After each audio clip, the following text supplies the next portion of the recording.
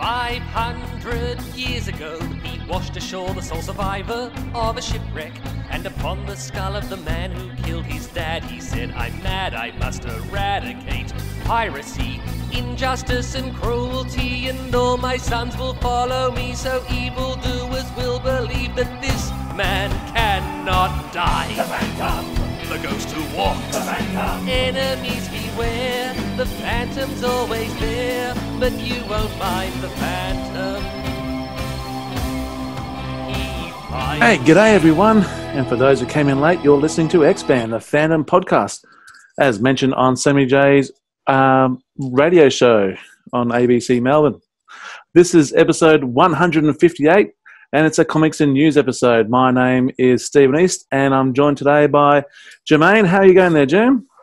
Yeah, good, mate. You look like you're nice and rugged up and keeping warm. Yeah, well, I thought I'd try a different studio today, get myself out of the car in the garage. I've got a patio heater, and I thought I might try and use it.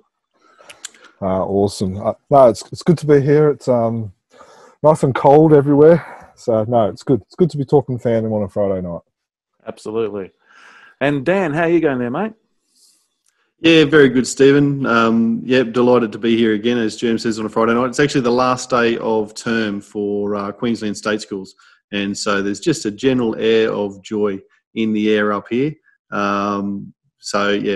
Very happy to be on holidays at the moment, and looking forward to taking a well-earned break after a big semester, which I'm sure is the same for everybody. You starting to relax down there in Victoria, are you, Steve?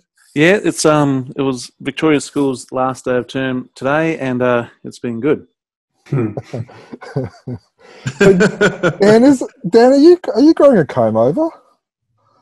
No. Well, as I've stated before, I haven't cut my hair at all since the end of March. So it's been an entire term, and it's combing itself over at the moment, Jim. I've got nothing to do with it. The main's coming along. You even get a little bit of a fringe there. We can see a little bit of darkness there. Creeping towards the nose a little bit, I guess. Once again, reason to be listening to this on the audio rather than going to the YouTube, I think. Okay, and today we have a very special guest. It's every Fantomen fan's favourite former high school gardener, Duncan Munro. How are you today, Duncan? You're quite the media butterfly today. As you were, gentlemen. Yeah, I'm on a literal press junket.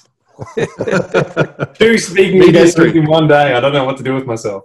Oh, crikey. Did you actually get to go in the studio this morning, or did you do it from home like you're doing now? No, it's mobile. They've got a app that they use. Ah, very good. Now, well, it was great to listen to you this morning, and I did put my nomination in for you to win the Malby, but unfortunately, it was a jogger who cleans up rubbish. So unfortunately, you're beaten by the unknown jogger, or the phantom jogger. Let's call him that. Sam also nominated me. Apparently, that was read out on there. There was a Sam. So I think there's a few culprits for that one, but a shout out to. I'm sure they're listening on this podcast, so thank you. Very good. Now, did you manage to get a nap in the middle of the day, Duncan? It was an early start, and this is a late start. Isn't it? Yeah, no, I thought you might have been testing me with your delay in the starting time. Yeah, so I had to push that back a bit. The kids were being kids. No problem. Now, we've kind of already slightly touched on it. Dan and I have just finished off a term that seems to have gone for a year. How is everyone dealing with the COVID-19 lockdown or semi-lockdown or open borders, closed borders? What's happening over in WA there? Jem, is it business as usual over there yet? Pretty much. We're allowed to have footy fans when we're doing a lot better than Melbourne and Victoria. It's almost business as normal. So, obviously it's not, unfortunately for everyone else, and there's a lot of people out there still struggling. So, all our thoughts and prayers are with them, of course. Absolutely. And up in Queensland, Dan, any news up there? Yeah, similar story, as I'm sure most people are aware, that Queensland's been very lucky, worked very hard, and got ahead of the game, and Yeah, as I say, going into school holidays, we're starting to open a couple of theme parks, that sort of stuff. So all looking promising. Personally, as Jerm said, I'm certainly thoughtful of people who are doing it much tougher than us. We missed out on Supanova last weekend, but honestly, if that's the extent of our woes, then we've come through this global pandemic pretty easily. Yes. Well, and speaking about Supanova, the words come through that they're pushing it back to September. In Sydney, I believe it's 19th, 20th. Am I reading the news right there? Yep. And Perth about a week after, the 26th, 27th? Yep. What do you reckon the likelihood of that going ahead is? Well, I don't know what it's like in Sydney, but in Perth it probably will happen because by middle of July we're allowed to have 60,000 people at the football. So wow. So and that's July. So a couple of months after that, as long as there's no further, going backwards, I don't see why it probably wouldn't go ahead in for Perth. But yeah, I wouldn't be able to answer it for Sydney. But I think for Perth, if you're looking about going over, we'll probably still have the hard borders. So I expect maybe Supanova will probably be more of a Perth theme than probably even maybe Australia theme. So it'll be interesting. You reckon it'll still be hard borders in September? Mark McGowan's pretty headstrong. So is he the premier over there? I wish he was the Prime Minister and we were a separate country, but yeah, he's the Premier over here. So so I don't know. I guess it's just watch your space. But I think Supanova, I like what Supanova are doing. They're trying to stay positive. They're trying to, plan, which would be a nightmare to do. So all thumbs up for Supanova and what they're doing. It wouldn't be easy. Especially because that's probably footy finals time and spring carnival time and stuff like that as well. So there's a bit of juggling to be done, and I think they're doing a good job. And so you're perfectly positioned there, Jerm, to be the on-the-spot reporter for the one guest that Supanova has, which is the Western Australian creator that's over there? Yeah, I'm not really sure. If it is hard borders, I'm not really sure just how many guests there will be. But, I don't know. It'll be interesting. And what'll be interesting is if they go ahead, or if Sydney goes ahead, would there be a LFM BEC dinner? What do you reckon there, Duncan? You've been to a number of these dinners, I'm sure. What do you think of the likelihood of this going ahead? Well, I'm pretty sure the Tattersalls Club wouldn't comply with the 4 metre square.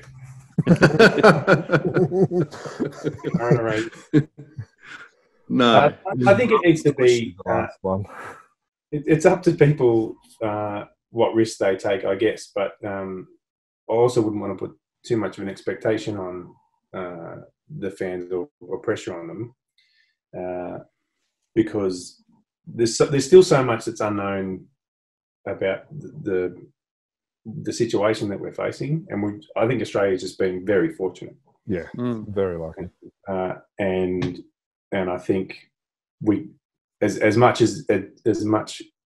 turmoil as it has caused putting some of those restrictions in place, I think rushing to be too complacent with it will be to our peril, and that's just in general. And I think for the dinner, it could have quite significant consequences for people that nearly everyone has someone in their family that's got some sort of comorbidity. Yeah. Especially when you think about, I don't want to sound rude, but we're probably, in the 5% younger category of the attendees of the dinner as well. So, so there's that as well. So, yeah, there's always next year. I'd rather we miss a year and everyone stays safe. Do it properly again next year. Yeah. So if we miss next year and there is no Supanova going on, I wasn't planning on heading to Supanova. I just didn't think I was going to be able to get there. But I'm sure you fellas were planning on going there, which means you might have had a little bit of the folding stuff in your back pocket. Dan, have you been able to, has it been burning a hole in your pocket there, mate? And have you done anything with it? Yeah. Not really. I've tried very hard not to think about it, to be honest, because it's same as every year. Most years I'm probably scrambling in the last couple of weeks to see if I can find the coin that I need. So I'm not doing that. I didn't have to do that. I'm sure I try not to look at the balance for good reasons and bad, mostly of the Fantomet account.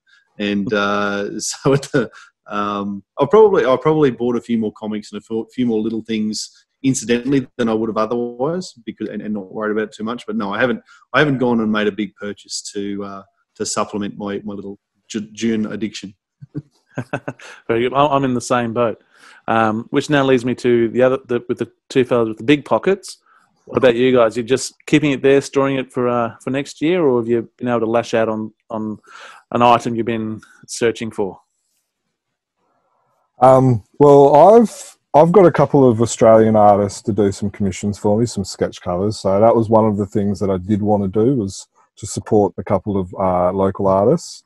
I've got one of those. I got a sketch cover from Alex Tripp, who we talked about, who did the first design. I got another one coming up by Grange, which I believe he made mention of on Facebook, along with some of the covers that he's doing.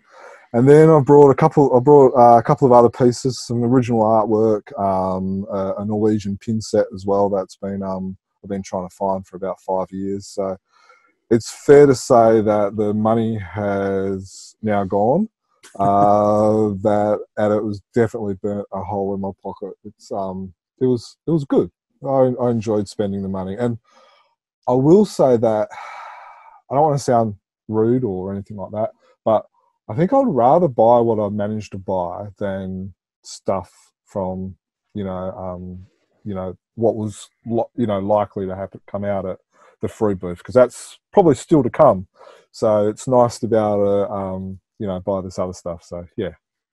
Very good. What about yourself there, Duncan, being a big fan of original art? I know you got some there in the background behind you, I think. Yeah. Yep. I got the main thing I got that was my Supanova money was Paul Mason had started his website, so I ordered some of the products that were through there because I was just spoiled for choice. So I was trying to rein myself in with some of the things that I got, but also testing to see what the shipping was like, because a lot of the stuff was coming from overseas. But very happy with what I ended up with. The coffee mugs, great quality. There's the tote bags are of superior quality to a competing product available on another website, and the t-shirts are really comfortable.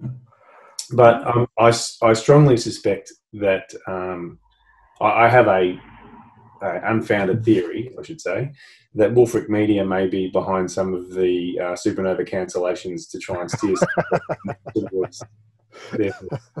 Yes, yeah. And we're definitely going to have a look at Wulfric Media, because they've had some exciting news this week, and we want to take people through what's going on with them at some point tonight. Before we do, you mentioned was Paul Mason. What's his website there that you could get things off? Jermayn is going to do some magic editing, and it's going to appear on the screen on YouTube while I look. But it's off on his masoncomics.com.au. There you go.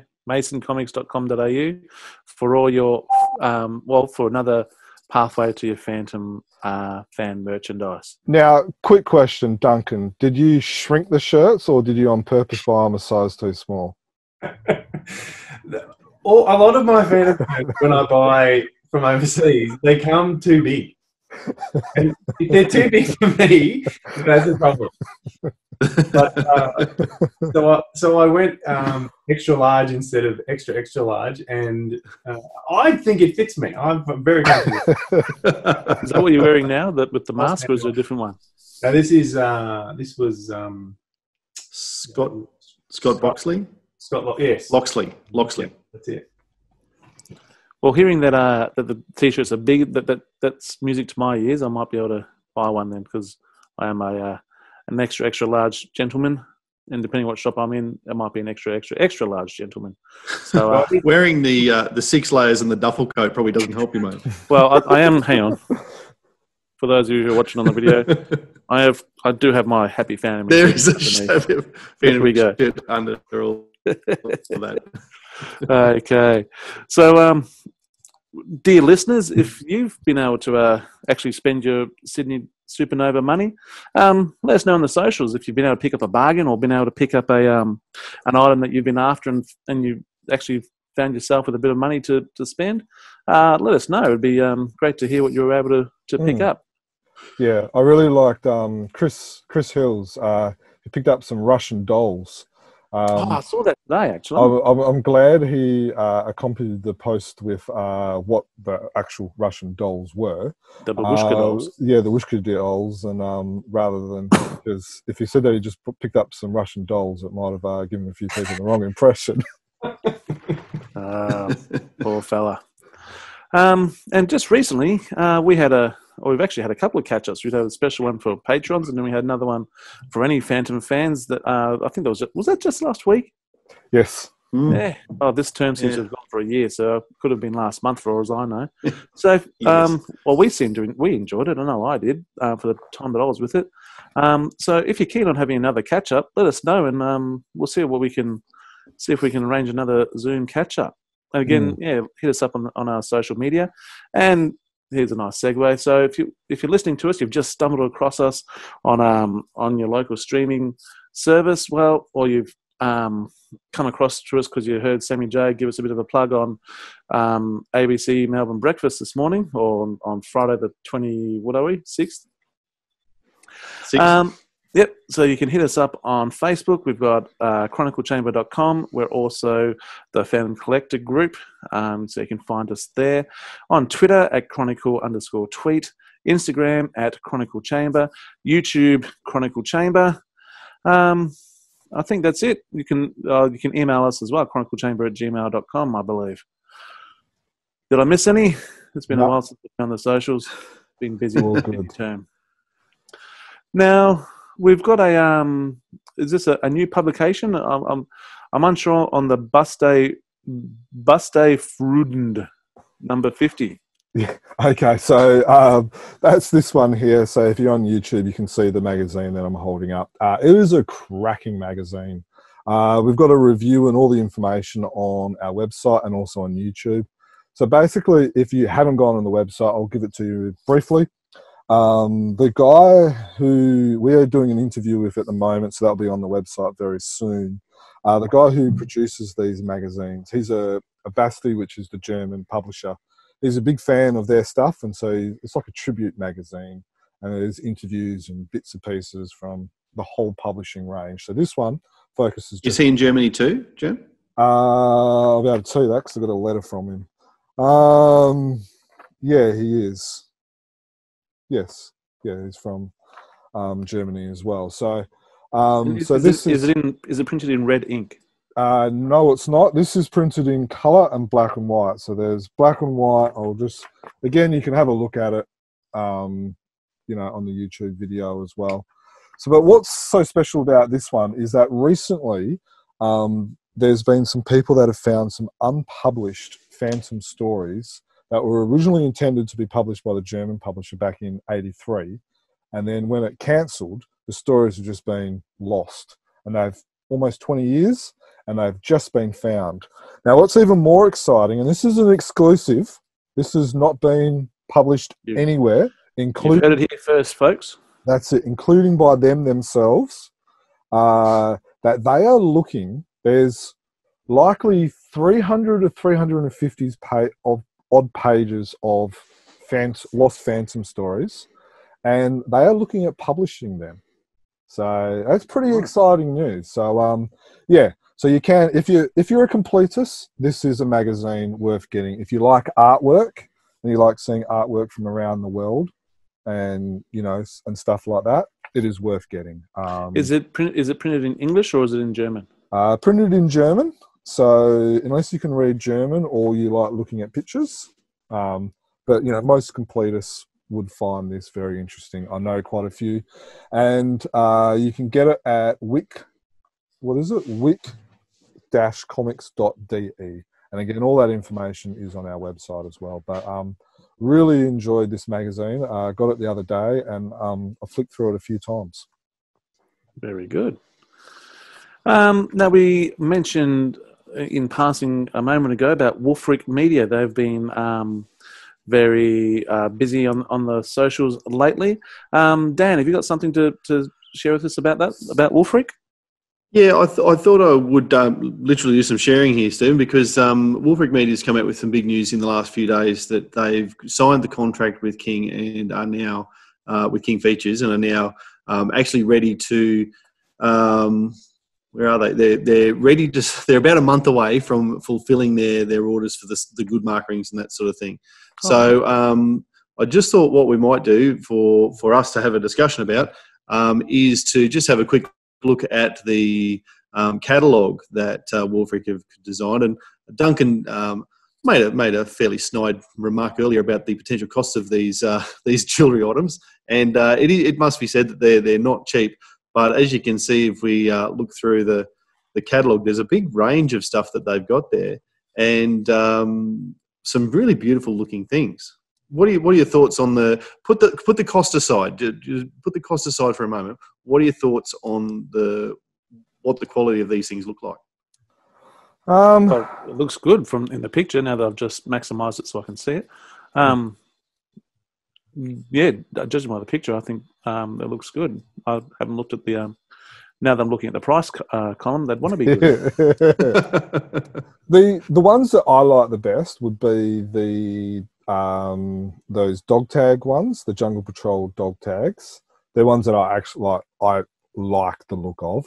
And then if you just scroll up, I think that they're the Jungle Patrol ones. And then I think there was a ladies design one. It was more of a simple design. For the skull or the.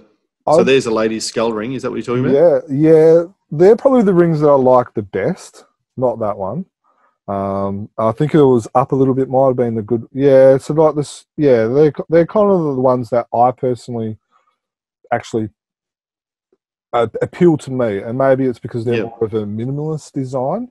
But yeah, if I was to get one, it will probably be those because I guess also they look more realistic as the Phantoms as well. And some of the designs are very intricate, and obviously the Jungle Patrol. There is a good mark Jungle Patrol ring that we can see there. That's very intricate, and it's got the writing around the edge of it and all the rest of it. What about you, Duncan? What are your thoughts? I think they look beautiful. The designs are incredible. And the cost is just purely, I would say, is purely mostly the materials. So if you're looking at what they're made of, and they did mention in their communication that they'd adjusted the price because the price of the materials had changed as well. Yeah, right. Originally we're talking about, but I think they've done an amazing job to design classy looking, what I think is classic looking items. They would be amazing to have in your collection. So absolutely Good to wear too. And actually talking about price, and as you're scrolling there, Dan, for anyone who's watching the video, we can see that there's two prices. There's a more expensive price and a cheaper price. I'm assuming the cheaper price is a limited discount going on at the moment, limited time. Yeah, discount. that's right. That's right. So that's for the pre-orders. And I asked today to Kelby, who manages the company, I asked today about when that would close. And they're still waiting. So the good mark designs that we're looking at here are good to go. And they're the ones that have been ticked off. There was an issue with the skull mark design. I didn't say what that was, but that was a little bit of a hold-up. That still had to come back from King Features. I'm not sure why, because I'm like you, Duncan. I really like the designs of these.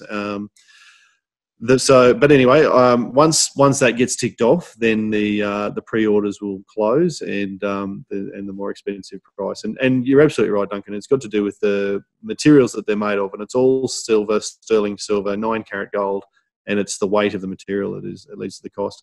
Personally, I really like the pendants and the dog tags. You mentioned those, Jermayn. I like those. Maybe the price point's one of the cheaper ones, so maybe that's why. But certainly the good mark pendants look really really nice as well, and even the Phantom title. So anyway, but so looking up there, if you would like to get in touch with Kelby and receive one of these catalogues, then what you can do is find him on Facebook at Wulfric Media. Do a search there, WULFRIC, Wulfric Media, and he's quite happy to email you a catalogue like that one. Is anyone getting any? I'll have to save up, that's for sure. I ordered stuff and then forgot what I ordered because it was ages ago. You ordered one of everything, didn't you? No, I was tricky, but I did like the early designs that they had brought out, so I was trying to support the project. Yeah, I did read someone say that they'd done the maths, and if you wanted to be a completist and get everything, it was over $22,000. So that's a few Supanova trips, and it's certainly going to send anyone who's really, really enamoured with rings and calls themselves the ring man and collects licensed products, going to send them absolutely broke. So anyway, tip of the hat. Hello, Gary, if you're listening. But I like the idea of the dog tags, and the dog tags too. You can let them know your name and your birth date, and they get engraved with that too. So it's very personalised as well. So that seems. And the pendants could be a good gift, but again, pricing. You picking up a couple, Germ? Yeah, probably not. One thing that I have picked up is the that I pledged on Kickstarter is Mikael's card game, and as we all know, has been pledged. And we received an email recently. Let's say that it could have been this week, could have been last week, could have been 2 years in the future. At the moment, the way time we're is. Certainly in June. Just I think. Got an email from a company called GameFound. I've been a bit busy and haven't actually clicked on the email, but would either of you, any of you three, like to tell us what is this GameFound for any fan who may have got an email from them wondering what the heck's going on? I think they're the fulfillment people. So a lot of the Kickstarter campaigns will, instead of the artist or creator having to sit there packaging up boxes and putting prints in and stuff, we'll sort out the mail merge of the couple of thousand emails or whatever, all the subscribers. So I think it's one of several for Kickstarter and Indiegogo. Then they just fulfill the order. Yeah. So they're the ones, when your package has got 2 devil cards and the phantom card is bent and whatever, you go back to them, not Mikael. Yeah. Very good. So if you got an email from GameFound and you thought it was spam, please don't think it was spam. Get it out of your bin and check it out, because it's very important, especially if you want Mikael's card game. Talking about Mikael's card game and the bin. There was an accident. He'll be delighted to hear that. There was an accident which I was able to rectify. My desk bin was sitting beside my desk, as it should. The Chronicle Chamber cards that can be used for the card game were sitting in my collection, which may have just been right on top of where the bin was sitting, and at some stage was knocked. And as I was emptying the bin one day, I thought, why can I see a good mark facing up at me out of my bin? That shouldn't be there. And so I had to rescue a couple of cards that had fallen in the bin. But thank God it was me emptying the bin. Yeah. Otherwise, they would have been lost, I can tell you. I wouldn't have been happy. Dear. 2020 Softcover album. What's this? This is okay. New. So every year for the Gothenburg Fair out in Sweden, which usually happens in October, I believe it is, Egmont for the last 5-7 years have released a softcover album. So they generally release the cover a couple of months previous to kind of get people interested. Last year they had the Phantom Noir, and then the year before that they had the Pirates theme, all done by Luca Alberta. So that cover has been released. Again, it's on our website. It's a nice tribute image of the first Fantomen cover, so number 1. I know what you're talking about now. I remember. So it's basically the Phantom punching someone. It's beautifully done. Luca Roberta is an amazing artist. I love the tribute. It's actually, ironically, it's actually the second time that cover's been tributed.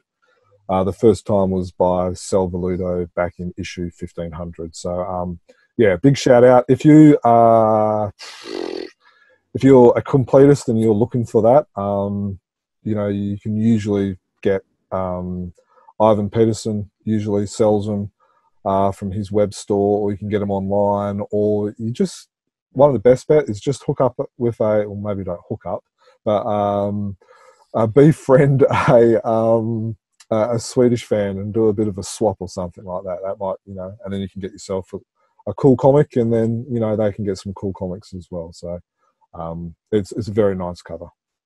Very good.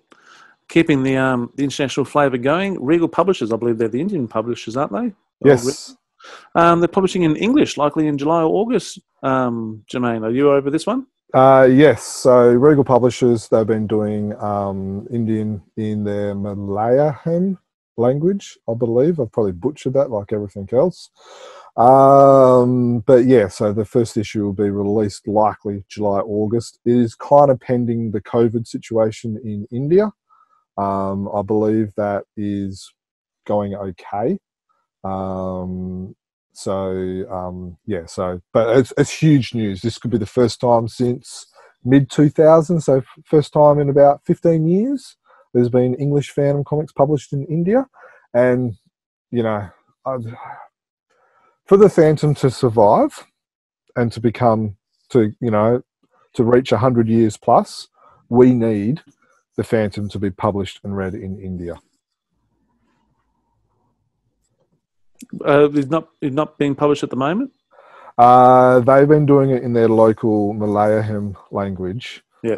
This is in English. But this is in English now. So, yeah, so you're still being published, but now it's being published in English.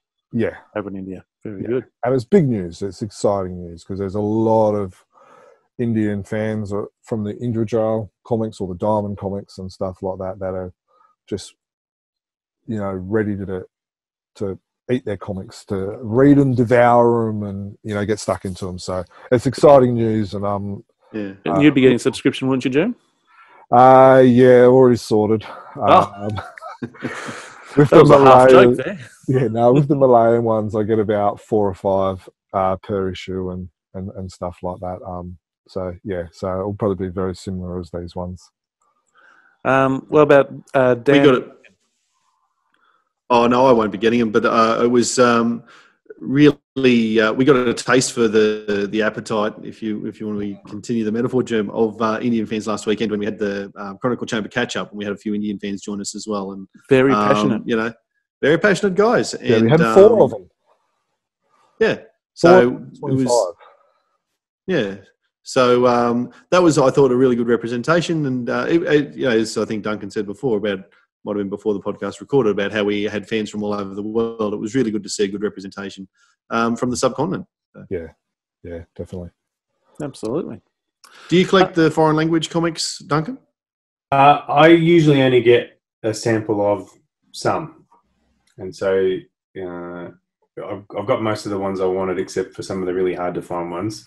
And so then I just look for ones I like the covers of, or a story I particularly wanted to see or something. Mm. Very good. So we've gone from a bit of good news. We've got a bit of bad news now for Fantomet. There's a sneaky rumour. What's happening there? So we did an article which got a little bit of press, actually, about some bad news with Fantomet. So back in 2019, at the start of the year, they released 2 softcover albums that which was a kind of like a replacement of the regular magazine being cancelled. So they said they released 2, then they might be looking at a Christmas one of last year. That didn't happen. And then they said that they're likely to happen in 2020. Obviously, we're halfway through the year. Or over halfway through the year now. We've got nothing. So it was just a bit of an article about what's going on, talking a bit about the current climate. So that got a few of the Fantomet fans rolled up, a little bit angry, not at us, but, you know, like, hey, where is our comic? And just a reminder, the Fantomet is Norway, isn't it? Yes, very good. So that's true. So since we wrote that article and since it's got a little bit of traction over in Norway, I've heard a couple of little sneaky rumours that it's whet the appetite of a few of the people involved, and there may be something for Christmas or more likely 2021. So I guess the good news is that, you know, they may get something besides their regular reprint issues. So basically, they get reprint issues which are similar as our collector's replica, where it's just photocopies of comics stapled together, basically, which is a little bit sad that getting reprints of stories, i.e. what we get in our Frew collector's replica issues, that's all Norway fans are getting at the moment. You're not likely to win new fans printing those, so hopefully they can have something new, and then hopefully you can get some new fans, which I think everyone wants. Absolutely. Fingers crossed for Norway. And to be fair, it's a business model that worked for Frew for about the first 30 years. So yeah, but now we're in 2020. Yeah, true. Those Fantomet productions were beautiful books, though. They were really put together well. Are they the two? The one with your stories? And it was interesting I've got a vested interest in seeing them continue, because otherwise we've left the Norwegians hanging. They only get part one. But I think because the issue, the story with Jeff and mine was in, also had the Tony DePaul and Jeff Weigel and Tony DePaul and Mike Manley story. So it was good that they get the opportunity to get them published. And in colour, they look fantastic. Yeah. Yeah. Is your story in colour there? No, same. That tone that Jeff did fit quite well with the look of the book, I think. But they look really good on the shelf. Yeah. No, the books were very nice. I've only got the first one so far. Haven't managed to get a copy of the second one yet. But the first one, you know, they had some nice editorial pieces in there, and so yeah, they were very well done. Unfortunately, they just didn't. I guess they didn't sell as much as what they were hoping, and so you know, hopefully, if we can keep raising the issue and talking about it, and same as our Norwegian brothers and stuff like that, hopefully they'll see some more. Absolutely, we hope for the best. Now, a moment ago, we were just talking about Mikael's card game on Kickstarter, and we were talking about Game Found. Sorry. News just to hand. It's just been sent through on our messenger that we asked Mikael when does the Game Found option close. So on Game Found, there's actually an option to upgrade your pledge, your order to get more games. And the word from Mikael is that they haven't set a date yet. They're going to run it for as long as they can. So if you're keen on getting a second or third or even fifth game from Mikael, or if you want to maybe get I think all the signed copies are probably gone now, I'm assuming. Yeah. But if you want to get a deluxe copy and then maybe just a normal copy, head on to GameFound and update your pledge and support this card game and buy a couple for your friends. Get them in on it as well. Now that you've brought it back up, Steve, just before you go on, one thing I did like on GameFound is, and I actually haven't completed my transaction yet, which was part of the reason why I sent Mikael the message, but because I want to make sure I haven't missed out. But one of the things you can do is you can buy extra games, but you can also buy separately just the cardboard Throne card holder and the token bag. So I'm probably going to get an extra few of those on top of the games, because they're at $8, I think, Australian each. It's certainly something to get a couple of extra ones for. You never know, they may fit. Who were the figurines coming out? Refresh my memory there, Jerm, the new articulated boss fight. So maybe a boss fight figure will fit on the cardboard Throne there while we're waiting for boss fight to bring the Skull Cave furniture out. Wouldn't that be awesome? That would just be a nice little combination. Okay. P3, we have a P3 update. Dan, I think this is your baby this week. What have you got for us? Yeah, so we updated the preservation project again today, and people will know that this is the digital archive we've got of Phantom historical goodies, and we archive it to preserve it for history, hence the name, Phantom Preservation Project, and share it with our patrons. And so this is, as always, a shout out and a thank you to our patrons. We updated the catalogue again today, and I'll just share the July. Well, we're a couple of days away from July, so I've called it July update. And you can see there's a lot there, and I'm just sharing the index on screen if you're watching on YouTube, and for the benefit of the guys. There's a fair bit there that we'll scroll through. New this month, though, we've got the Defenders of the Earth stuff that Rick Hoberg talked about a couple of podcasts ago. So if you're a keen fan of Defenders of the Earth, the animated TV series, you can see some of the initial designs and that sort of thing. We've managed to get to the radio interview that you've mentioned a couple of times, Stephen. So the interview from this morning, Duncan, with yourself and Sammy J, that's been archived for all time now, saved and preserved for eternity. You must feel privileged. I am honoured. Thank you for including me in this esteemed company. It's a very quick turnaround. Less than 24 hours. Just over 12, though. We've also added a song from Jason Paulos, better known for his artwork, but also penned and wrote a Phantom song. So you can jump on and listen to that. A whole bunch of newspaper files from around the world, including our first one from England we've added today. Fan clubs, we found up a range of extra official fan club paraphernalia. So there's advertisements there, there's letters there if you're keen on remembering the official Phantom Club. You'll find those there. Some advertisements from Scandinavia as well. So just some random things to look at to see how the Phantom is used in advertising overseas. So is this all that's just been added for this month, or this stuff is already there? So this is just what's been added this month.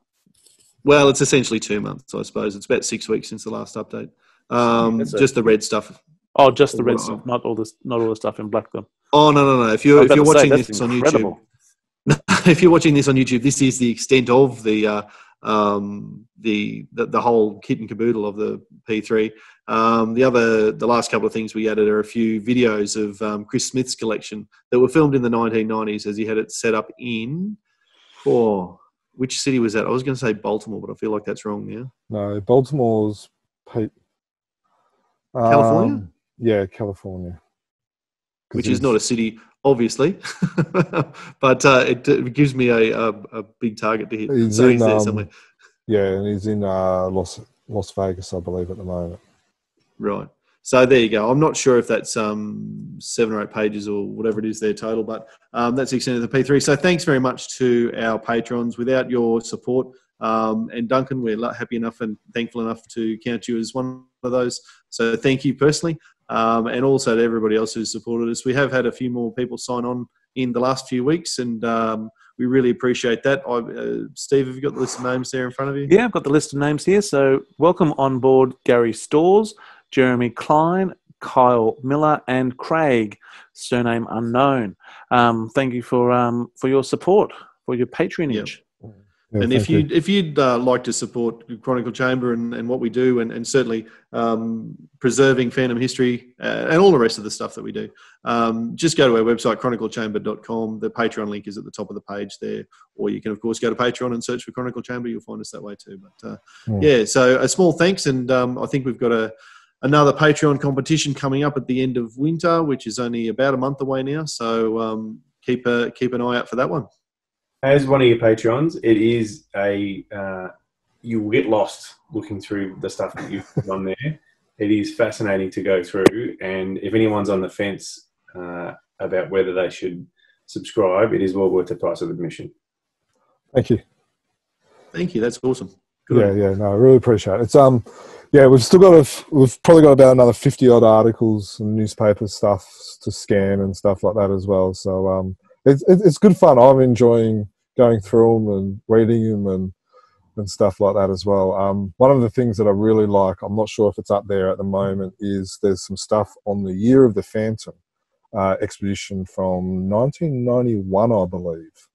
So yeah, that was rather interesting. And then I've got an article from a Max Walker who has a go at some of the pieces as well. So, yeah, so we might even release that one as an article for the general public as well, because it's quite nice.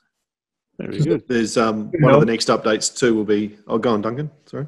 Sorry, was that the Year of the Phantom? Was that the show in Melbourne? No, that was in New South Wales. It was coincided with the Frew's, I think it was their 91 when their annual was released.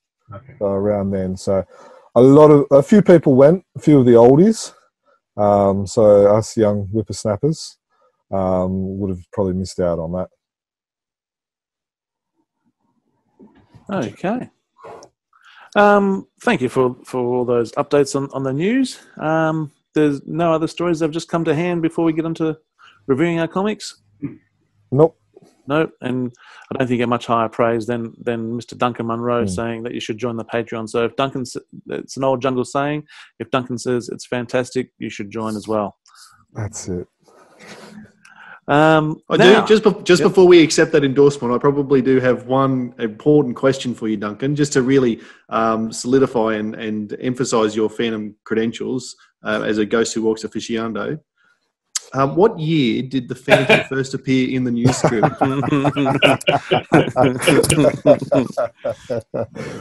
It was very definitely sometime between 1936 and 1948. Yes. And jump onto the P3 and listen to the radio interview from this morning if you want to know the story behind it. Yes, when the Phantom expert gets schooled by the interviewer, it makes for humorous listening. I was having a chuckle when I was listening to that this morning. Okay. Now, it's been mentioned a couple of times already, this podcast. Mikael Lyck, he's our Fantomen correspondent, and we're going to cross over to Fantomen not going to cross over to Fantomen, we're going to cross over to Mikael now. Okay, Mikael, take it away. Welcome back for another Fantomen review by me, Mikael Lyck. Today we're going to talk about these three issues, 12, 13 and 14, 15 of 2020. Start off with issue 12 with this beautiful cover by Luca Arbata. I think it's really great. This issue features the story Revenge of the Drummer. It's a 1983 Team Fantomen story that is written by Norman Walker and art by Knut Westad. And it's a continuation of the Drummer of Timpani story. I reread these stories and I really enjoyed them. The backstory in the drummer story is cool, and with the telling of how he rose again, it's really nice. And then in the end, there's another Barry folk story in black and white, The Hostages. Not much to say there. I wish it was in color and a better version, but hey. Then we have the next issue, another cover by Luca Arbati. Not as great as the last one. It's one of his worst covers, I would say, but I think he did the Phantom quite good, well, but I'm not sure if it's the colors or the composition. It makes me not enjoy it as much as most of his others covers. The story it features is Satan's Horn by Don Avnell and Carlos Cruz. So the musical theme from the last issue continues, but instead of drums, it's this horn that you could make noises from.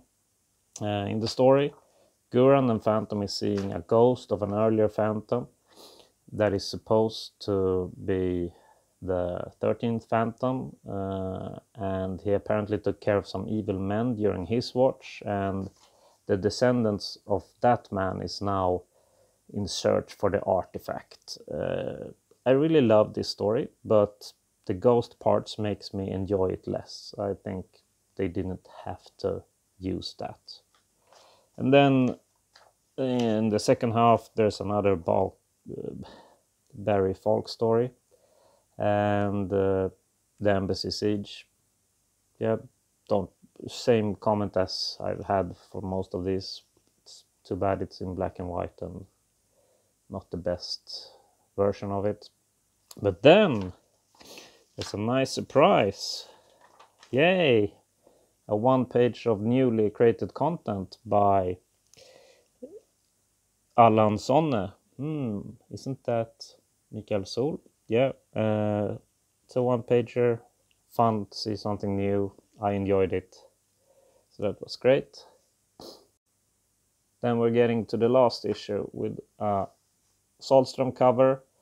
And it looks great. Look at the details. I mean, especially on the queen there. It looks almost photorealistic. I really enjoy it. And in the editorial notes here, Mikael Sol talks about this old map that was used for the old board game and was also given out as a poster. And that there was a new map created for the app that was used to read the Phantom online earlier, but now they have changed the distributor. But he was talking about that he really would like to see one of these maps as a poster, and I agree, that would be great. And I think if you also think so, you should let him know on Facebook or something.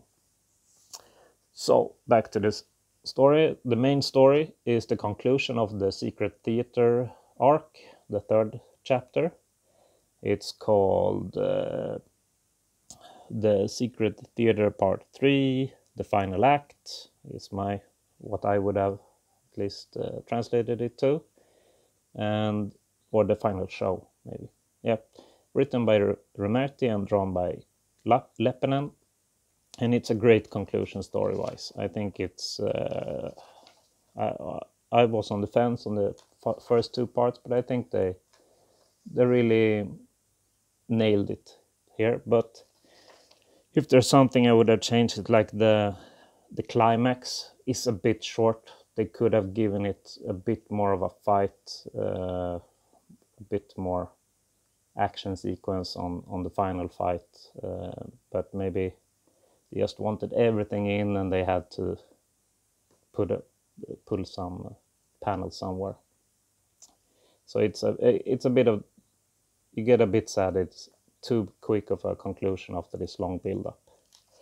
Yeah, and after that there's this Thorgal story. Thorgal is, I think it's one of my favorite, at least side stories in the Fantomen. And after that there is another Folkberry black and white story. I'm not sure even what it's called in English. Yeah, so much did I care. And I want to raise a point that I mean, this year all these colorings of the old Team Fantomen story, I think they have been so good. I really enjoyed they have been taken care of, and it's a really good coloring of the stories. Yeah, that's all from me. Thank you. Okay, thank you very much, Mikael. Yeah, thank you. Always a pleasure listening to your reviews. Now, back closer to home, with Frew Publications, there are only 3 issues, but all have multiple stories. Now, the first one we're going to review, well, there's a reason why, not just because he's a good bloke and he was on Sammy J's breakfast show this morning, but Duncan has his second story published by Frew, entitled How to Account. Now, this is a sequel to his first story, Hero Complex. And Duncan, how does it feel to be a twice published Phantom author? Phantom fan made good. It's absolutely ridiculous, and I am very appreciative of the support from the Frew crew and the support and patience of the fans for giving me a chance to share that story. And I am very appreciative of Jeff Weigel's professionalism and input. Absolutely. And if you're going to get an artist to illustrate your story, you can't get much higher than the people who are doing it in the Sunday strip, in the Sunday or the daily strip. So that's a fantastic little. I don't know if it's in your hands or not, but I'm going to say it's a feather in your cap anyway. To get Jeff on board. Now, we didn't talk. Did we actually interview you when your first story came out? I think we spoke with Sammy just before it had been announced. Yeah. So what I'd like to ask is, what can you tell us about the process of getting your stories published? About my process of writing, or about how the story got published? Well, let's start off with let's go with your writing process first. Have you come up with something? Where did your ideas germinate from? And do you write in prose, or do you write it like a script? How do you go about it? I'm always interested to hear how writers go about their craft.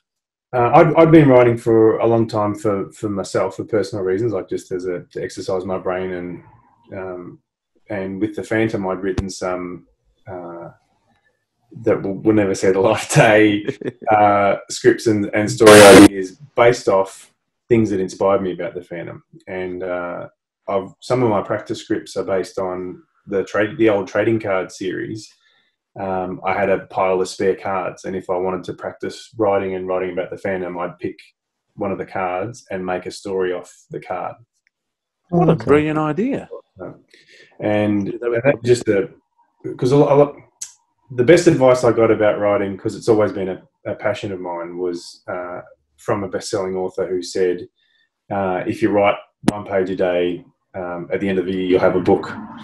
Yeah. And so their basic thing was, even if you don't feel like writing, just write something.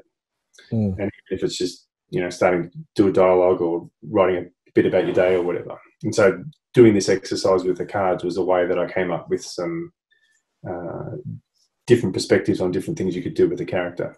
But Hero Complex was, I had scripts that I didn't dare show to Frew. And you guys all know the Hero Complex story. When the show went to Sydney, I organised for the Frew crew to go. And afterwards, the guys all got to meet Sam, and they invited us to the Frew headquarters the next day.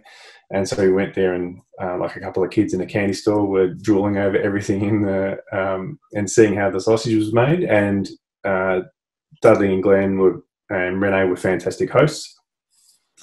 And we met. Sam dropped that I'd written scripts, and Glenn said, "Well, I'll look at it for you." And so we gave it to them. I went home. I didn't use any of the ones I had. I went home and wrote another one, which was Hero Complex, and it was my way of paying tribute to my friendship with Sam and sort of reciprocating what he'd done with the Hero Complex show. And that's why I called the story Hero Complex, as a thank you to him. And that's why I worked in him as a cameo. But a very humorous cameo. Yeah. So when we were, and quite timely too, because after I'd written that, you guys cast him in the radio play as the bartender. Yeah, he's certainly been typecast in the Phantom world, hasn't he? But the old joke with Sam and I when we were younger was we were going to make a Phantom movie, and that I'd be the Phantom and he'd play Rex, and that's why I chose those two characters to be the two sides of that Hero Complex story, and indeed the second two parts of the story. So you're always rescuing Sam back when he was in high school, being the big, strong gardener? No, it was more, I think the camaraderie sort of, it was a hard to define relationship. So Ward was, it was like a bigger brother kind of thing, I suppose. And that's why the story in Hero Complex is that first panel on that first page where Jeff has the side-by-side panels of Rex watching the Phantom as he's growing up, and then the Phantom watching Rex now, is basically what that whole story is about, which is the people that you admire in your life. Through the journey of your life, you'll sometimes see them in a different light. Mm. That's brilliant. I don't know if I can say anything after that. Gee, just want to leave that. You shouldn't really, audio media just have dead air, but I think everyone just needs a moment just to digest that for a second. That was very well spoken, Duncan. Was it always? Was it always intended as a trilogy, Duncan? I actually... Sorry, you were going to ask that too, Jim? Yeah. Sorry. I went home and I wrote it after we'd had that weekend in Sydney. And I wrote it so that it could just be a standalone because I was shooting for the stars as it was. And so I decided to shoot for the moon, and I actually wrote a 5-part story. And I gave the first part to Frew and didn't hear anything for a long time. And then again, Sam stepped in and we were down in Tasmania for Hero Complex, and Sam's book had just been released. And he'd given me a copy of the book and inscribed it. And so I showed up thinking that the script was never get published. I wanted Sam to see the story, so I had it bound and gave him a copy of the script. And he sent a photo to Glenn and Dudley of us holding each other's work up. And it said, here's Duncan standing with my published book and me standing with his unpublished script. Can you explain to us why we never removed the un? And they wrote back and said, we forgot all about it. We're going to go and find it. And so they went and found it. And the next day, Dudley said, you can remove the un. We just need to find an artist. And so very much owed to Sam for standing behind me and then lifting me up again when I had to push. Yeah. And so it didn't end up being 5-part. It ended up being 3. Are you happy with the 3 parts? Do you think it works better, or? Yeah, and I should say that, and I've mentioned it on social media that, and I think I talked about it in the catch up last week. Jeff Weigel deserves the writing credit for Held to Account because it had been a 5-part story, and I actually took some things out of those other parts and moved them around. And as a result, I think some of the flow wasn't quite right with Held to Account. Jeff Weigel deserves a writing credit for Held to Account. Not only was his art fantastic, because the story had originally been 5 parts, I took some things out of those other parts to make the story flow and put them into 2 and 3.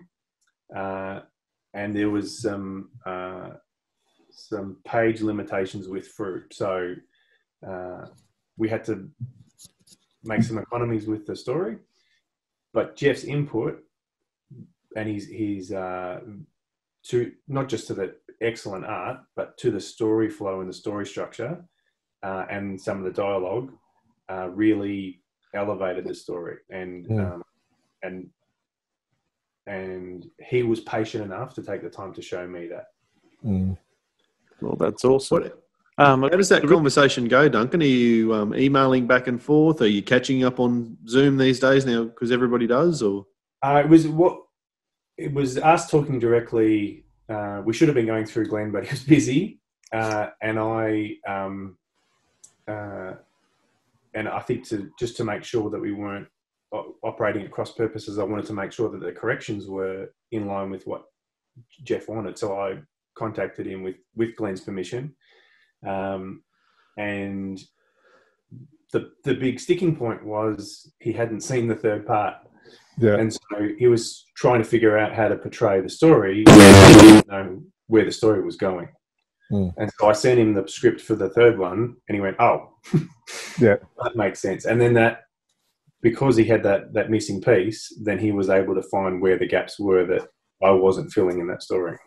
And that's what I mean by the writing credit. Like, he looked at the overall flow of the story and what should be in a second act of a trilogy. Yeah. And so for the people that have read it, the scene where Rex is outside the Count's apartment and Watergate. I actually had Rex doing something that was contrary to what I was trying to say with that character. And that was largely Jeff's input. And the fight on the ship was, that, and it beautifully portrayed in those 2 pages. and the fight on the ship where the Phantom's got Devil on his back over the side. Yeah. The way I'd written it was a little bit too complicated, and so and my next partner is going to be a Chihuahua. Yeah. He's a line that Jeff wrote and has proved popular in my household. Yeah, it's brilliant. So, do you have are you getting a Chihuahua dog now? I did that was one panel, probably the only thing that I was going to say. Are those criminals, those pirates on that ship? The Phantom's jumped overboard, and suddenly a chain is really taut between where he was and the handrail, and no one thinks to check the other end of the chain. That's they've missed something there, I think, the pirates. So if you look at the panels, what it is he's cracking open the shipping container, and then the guys are behind him with the gun. And so he puts his hand down, and he's actually still holding the chain. And when they start shooting at him, he dives over the board, and you can see that Jeff's put the chain in his hand. Yeah. He's gone over a hook that's underneath. Yeah. There's a hook, just right. But they can't see the chain leading off to the side. Oh, so the chain's gone slack. Yeah. No, I actually thought that was really brilliantly portrayed, and harkens back to Phantom tropes going back to Lee Falk's era, with the Phantom jumping off the side of the boat and always managing to grab the trailing rope or the convenient life jacket or whatever it is. So I thought that was really well done. A nice touch of the hat. Just missing going through the porthole and scaring a poor lady. Devil wouldn't fit through a porthole. Yeah, he does in Wilson McCoy's stories. No, I really liked it. I like the intro page as well, because it kind of like gives you a nice catch up of everything. So it's like, and it's one page. Sometimes a catch up can be too long. Where this is nice. It's a little bit of reading, and then you kind of go through it, and it's like, oh yeah, that's right. Bam, straight into it. So I really liked that. I also liked the use of the modern technology as well.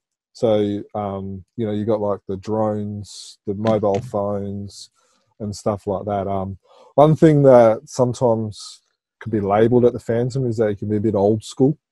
So it's, I like to see when the Phantom actually uses technology to the advantage of, and it was a really neat way of solving the problem as well, I thought. It was just like, there's a problem, there's a solution, bam, it's there. It's, and it was clever.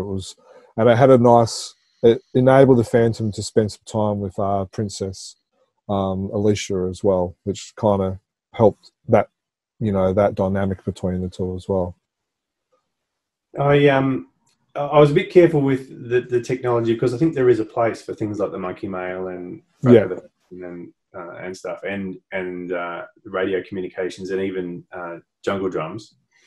But it just reminds me of, I heard an interview with Larry David, who was one of the creators for Seinfeld, and he said, like, now they've looked at the situations in Seinfeld and went, so many of those episodes couldn't have happened in an age where there were smartphones. Because a lot of the things were to do with miscommunications or mistimings, or not being able to find each other at a restaurant or at a cinema or something. And so many those socially awkward situations were avoided, new ones created, by the technology. And I think we sort of run the same risk with the Phantom, whereas if we make him too reliant on it, then it weakens him. Yeah, it does. But I think, and that is very true, but I also think that if he doesn't use technology, he's fighting with one hand behind his back, and it also limits his ability to be able to be a proper hero as well. Absolutely. And that's why I wanted it to be through the princess and through the universe. Yeah, I really like that touch. And it kind of gives, and the whole story, that the two stories that you've created, the mountain kingdoms, you've kind of modernized them as well. They're not this backwoods hillbilly stuck in the 18th century. You know, they're believable. They are believable little countries, I guess, which I really liked as well. Thanks. I think it's an absolute cracking story with and I mentioned this to Duncan last week about the quick pace and what have you. And so well done there, Jeff, on the editing there. When you said it was edited the most back in our annual conversations, I thought Glenn must have been helping you out, but no, Jeff. So well done there, Jeff. And a particular note that the scene where he's outside the near the fire escape and he was talked out of it by Petra. I really like that. Yeah. That was good. Yeah, I really like it because it was nice big panels and it was almost empty as well, so it kind of added to the dynamic and the atmosphere. Great drama. Yeah. So, now, Jeff, Duncan, you did still manage to get a Sammy J Easter egg in, of course, on page 19. I'm not sure if that's going to show up in the glare, but you did have the newsreader say that things are hotting up in Baron Khan. So, nice little tip there. Well done. Yeah, there wasn't a way to work the bartender back in. But I guess that's just. I really liked how your Phantom brings back the witty one-liners. There's lots of dry one-liners. You mentioned the Chihuahua one, which you said that Jeff had contributed. Surely you're going to claim some of the other ones. Even Petra in the scene that Stephen was talking about there had a little one-liner about his pay packet. I think as they were walking away. Is that right? Yeah. Yeah, like there's a Jeff corrected my language because he said Rex says something like, "I just need to find," and the original script Petra cut him off and said, "You just need to find your throne with your ass." Like, it's going to be a prince. But my favourite gag from this story is in the third part, and I'm looking forward to seeing that in print because I can picture how Jeff has done the art for it, and I'm looking forward to seeing it. Mm. Do you have any idea when we will be seeing the third part? I think some things are still fluid with Frew, but I think the indication is early next year. Very nice. Nice. I liked Devil riding. If you're on YouTube, you'll be able to see that Devil riding. The truck scene, that was laughed. I think I did laugh out loud at that one. Yeah, honestly, it was, I think one of the things that I liked with the flow is that there was enough action and it went for a couple of pages as well. So like there was the ship scene which went for 1, 2, 3 pages, and then the truck chase. Went for, how many pages did that go? That went for 1, 2, 2 pages as well. So there was enough action to kind of keep you going. It was nice to have not just 1 page or 1 panel of action, but to have like a couple of pages of action as well. It really is gold. Like, the action, you got the car scenes or the truck chases. You've got the Phantom in the shadows scaring the bejeebers out of the bad guys and good guys. Is always good when he gives them both a bit of a fright. There's romance or love triangles, and there's intrigue like the flame. We can assume that you're dropping a few hints in this issue about who the flame is, but of course you're the only one who knows, and I doubt that you're actually going to tell us who the flame is, or are you? Is this another Chronicle Chamber exclusive? The Chronicle Chamber exclusive hint I will give you is Hell hath no fury. Hell hath no fury. Ooh. Oh, no. So it could be Princess Lara. Or no, it's Captain Lara or Princess Alicia. So no. I think that's all. Yeah. Well, I missed the hint there because of a dodgy internet connection, but you'll just have to re-listen to the podcast. Well, not my recording because I assume it's going to have the dodgy dropout. But I think that you're too clever for it. You're taking us down the path where a lot of people are going to think that the flame is the Trade Minister, Ms. Lund. That's the obvious one at the moment. Yeah. I feel very sure that that's not going to be the case. Well, bear in mind that the book is designed for children, so you can't be too. You're not going to get the Sixth Sense ending. That's true. So not M. Night Shyamalan at this stage. I guess let's go through the reason you made mention of the Trade Minister, Dan. That's who my, I guess, first guess was as well, and. I looked at, you look at the panels of her in there, and then kind of they sort of are very similar to the clothes that the minister is wearing. So that's one of the clues that I picked up on when I was reading it. So like if you're on YouTube, you can see page 9. She's in a thing there in the Parliament, and she's wearing similar clothes to what she's wearing on that panel as well. So. I guess that's where very similar things, where some people are going to pick it up.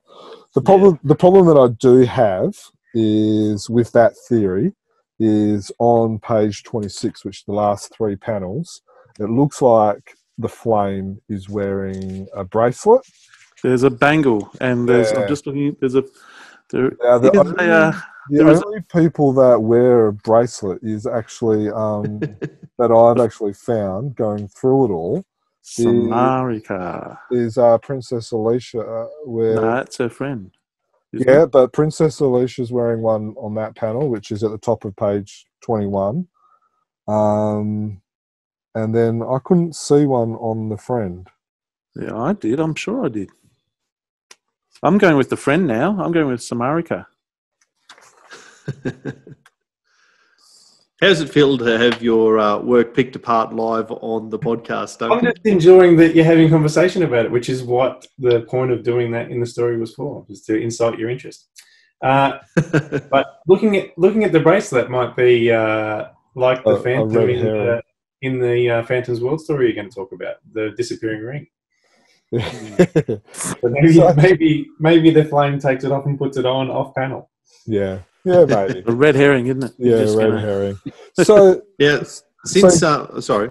I was just going to ask. The question that I have is, I love the other thing I'll say, I love the triangle. Is that you might not have known that you've seen her. Yeah. Okay. That's good. Yeah, that's what we want. Yeah, since we've got the writer on, you're only looking in one story. Yeah. So maybe we need to dig We're going to have to dig 1832. Was it Hero Complex? So we have to dig 1832 out of the Chronicle Room. And you should have anyway. Should be right at hand here, shouldn't it? Yeah. If I'm missing a copy of 1832, do you know where there's anyone who might have some spares, Duncan? All of my relatives have the spares. So if I ever wrote a story, I'd be giving them all to my relatives too. Now, while we've got the writer and we're being really picky, I was going to ask you about this panel, which is, I think, on page 4. Nice and early in the story. And this is where Rex is getting quite frustrated at the Count. And so I've just shown that on YouTube. And just to read it, the Count says, "I will not be silenced by the despotic tactics of a corrupt ruler hiding in the palace behind his guards." And Prince Rex gets all upset that he's hiding. He's not upset that he's being called a despotic ruler and corrupt and all the rest of it. I'm just entertained by what he gets upset at. It really is. You've painted a real picture of a headstrong young man who is trying to find his place, this balance between essentially being the ward of a superhero and being the prince and having to live in that world. And we really see his frustration, I think, in terms of he's more upset that people might think that he's hiding rather than what they've... You know what it reminds me of in the current climate? Bunker Boy. People are upset that he's hiding in a bunker, and he's more worried about that than any allegations about his leadership. What's a bunker? Who's Bunker Boy? Trump infamously hid in a bunker inspected a bunker for 45 minutes or so while the Black Lives Matter protests were happening, and he was more upset about that than just about anything else I've seen. And that unfortunately, the President of America is behaving like a young teen prince in the Himalayan mountains. American mountains. I've got trouble. I think what's unfortunate is that Rex is acting like Trump. That's what you get. Oh dear. Well, I'm sure he'll redeem himself in the third issue. So the love triangle. You've been on this for the last. Whose side are we on? Whose side are we on? Princess Lara? Team Lara or Team Princess? I'd like to take the Phantom's lead on this and go and fight bad guys because they're safer. Very good answer. Dan? Yeah, I'm certainly not picking sides either. Let love find a way, and wherever it needs to go, that'll happen. All right. Well, I'm Team Princess. I'm gonna stand up. I always preferred Princess Alicia. Lara, I don't know. I never could connect with her as a character. So I'm Team Princess. So hopefully she doesn't become the Flame, because that will absolutely ruin. It will ruin Jermayn's life. He'll quit. That's it, Dan. He'll unsubscribe. That's how bad it will be. I will unsubscribe. So hopefully that's not it. Well, I actually quite liked Lara in this story. I thought that the scene when he was supposed to be in Parliament, but for some reason was out in the garden with Lara. That scene was quite poignant and sort of revealed something about the relationship that they'd had as bodyguard and protectee, if you like, over a series of years. So I like that little exposition. Yeah, you're allowed to. Very good. One last thing, Duncan, while we're still in the story, there was just one little point that about the writing process. If we can go back to that, when you submitted it to Frew, did you have like a synopsis, or was it just a full prose, or did you actually go like scene 1, scene 2, or panel 1, page 1? How did you go about that one? So the first one that I sent, because it was a spec script and they'd never seen anything I'd done before, I wrote the whole script and gave it to them. And then when Glenn asked for what happens next, I sent the synopsis for the other 4 parts of the story. And they said, nope, just 1. And so I gave him a synopsis for 3 and wrote the scripts for the next 2 and gave them to him at the same time. I had them, but I made the synopsis because that's what they preferred to see. And he goes, no, and convinced him to make it 3 stories. And I've subsequently submitted some others that are synopses of stories, which I've got the scripts for, but I'm waiting for them because they don't have time to read full scripts if they don't like that breed of the story, and neither does King Features. Yeah. So does King Features have to approve the synopsis? Yep. Wow. Because you're playing with their IP, and with this one we were creating new characters, so they have to approve that that's in line with the brand. Oh. I suppose the earlier in the process they have their say, the less of everyone's time and potentially money, if you're getting an artist and all the rest of it, is wasted. You need to head off these things at the pass if they're going to be problematic later.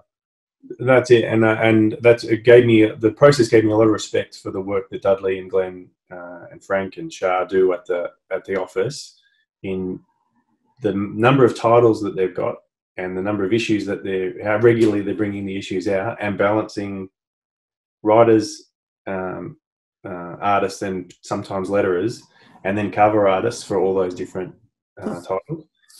Herculean tasks that they're completing. Yeah. We haven't even spoken about the cover of the issue. Daniel Picciotto's cover is absolutely fantastic. Yeah. I think it looks like a movie poster. Yeah. Agreed. I like the just the dynamic of it. Like, like there's the, the 3 or 4 scenes together. There's the dynamic, there's the action, there's the colour, there's the explosion, things like that. Always draws people in. So, yeah, no. I've just noticed in the truck that you can actually see the Phantom steering the truck there. I didn't notice that before. It's just like a slight little outline in there. You know what that whole thing sort of reminds me of? What was it that Terminator movie with the truck? Terminator 2. Was it Terminator 2? No, Yeah, I think it was the one with was it the one with the chick? Salvation or Genesis? No, one of the older ones. Terminator 2. Yeah, all right. But yeah, no, that one, it kind of reminds me a bit of that with the whole big truck, and I think it was one of the boom truck, and it had the big crane, and it like ripped through the building and stuff like that. Salvation with a female Terminator. Yeah, the female Terminator. Yeah. No, everyone's yelling at us, telling us the answer right now, so we'll move on. Yes, the same Terminator when he jumps the bridge. So two questions on the cover, Duncan. Do you know if Daniel drew this hard or did he do it digitally? And second question, follow up. When can we expect to see it on your wall?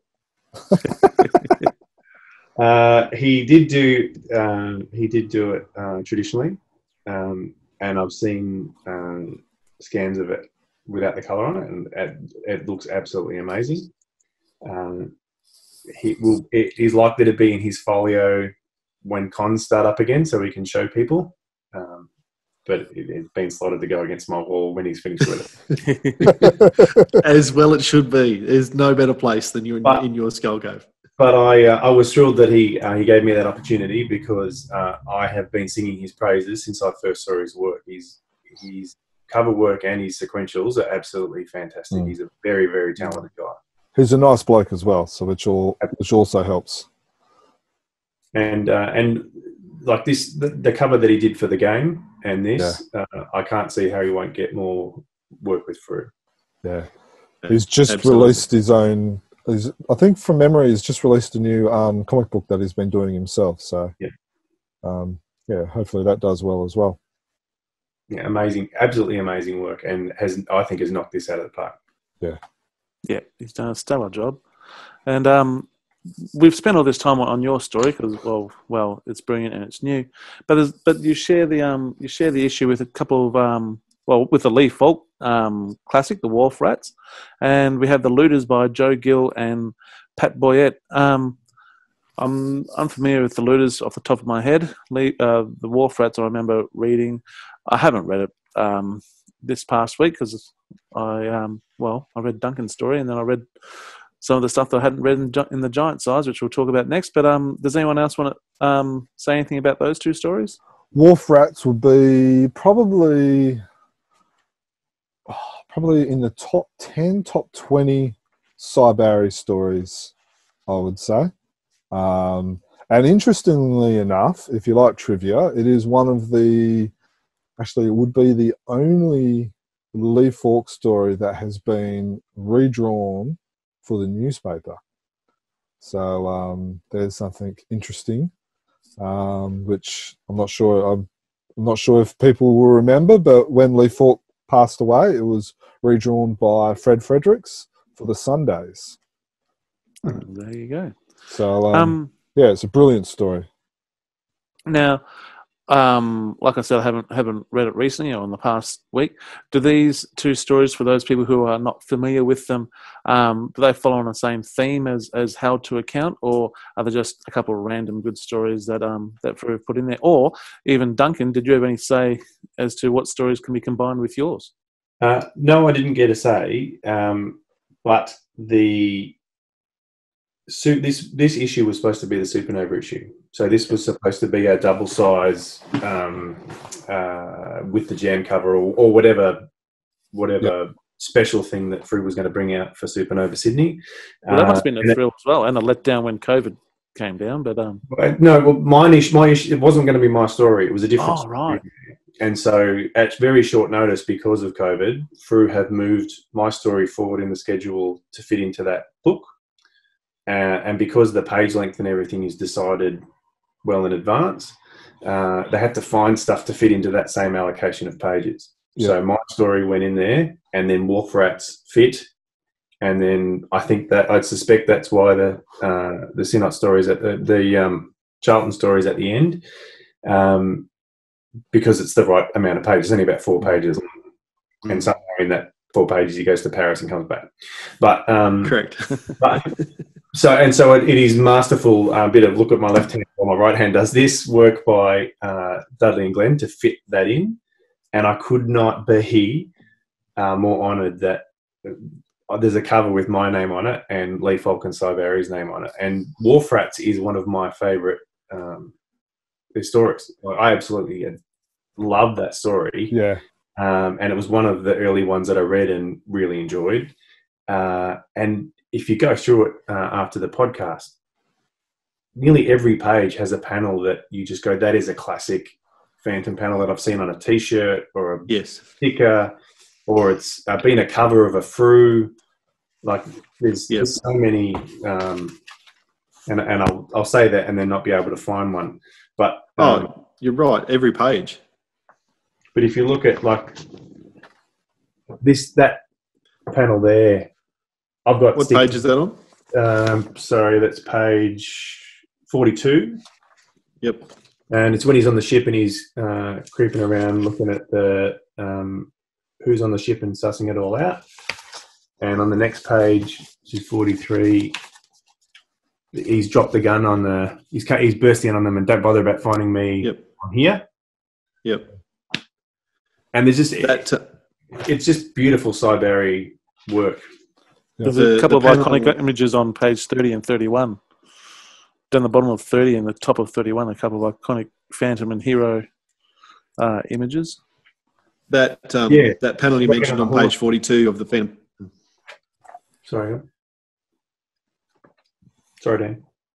Oh no, sorry. I'm my connection's a bit unstable tonight, I think. But the panel you mentioned on page 42 of the Phantom coming around the corner, check. That's actually a sticker that's on my motorbike.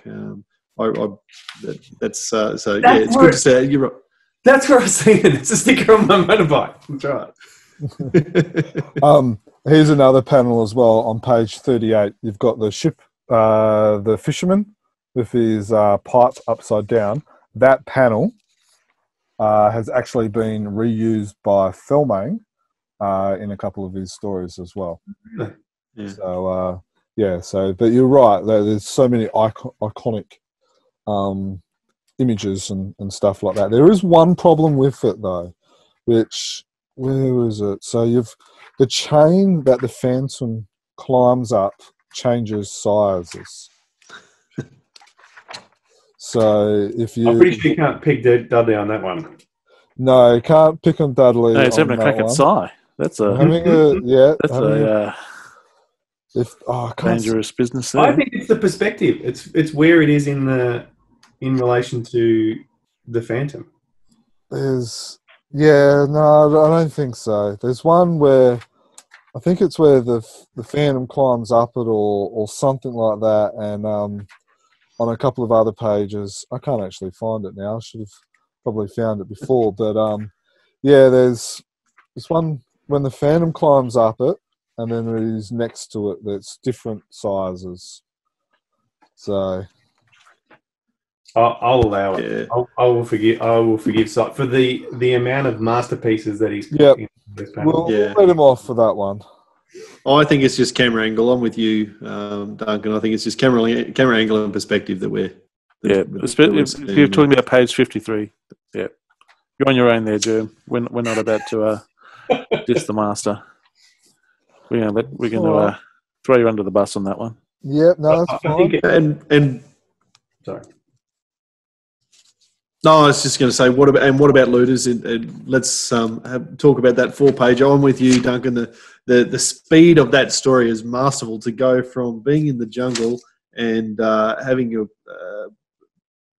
caves exploded, and then somehow to track them to Paris on the back of a box of matches, and find the culprits there and chase them through Paris, solve the problem, get the treasure back, and be on a plane back to Bengala.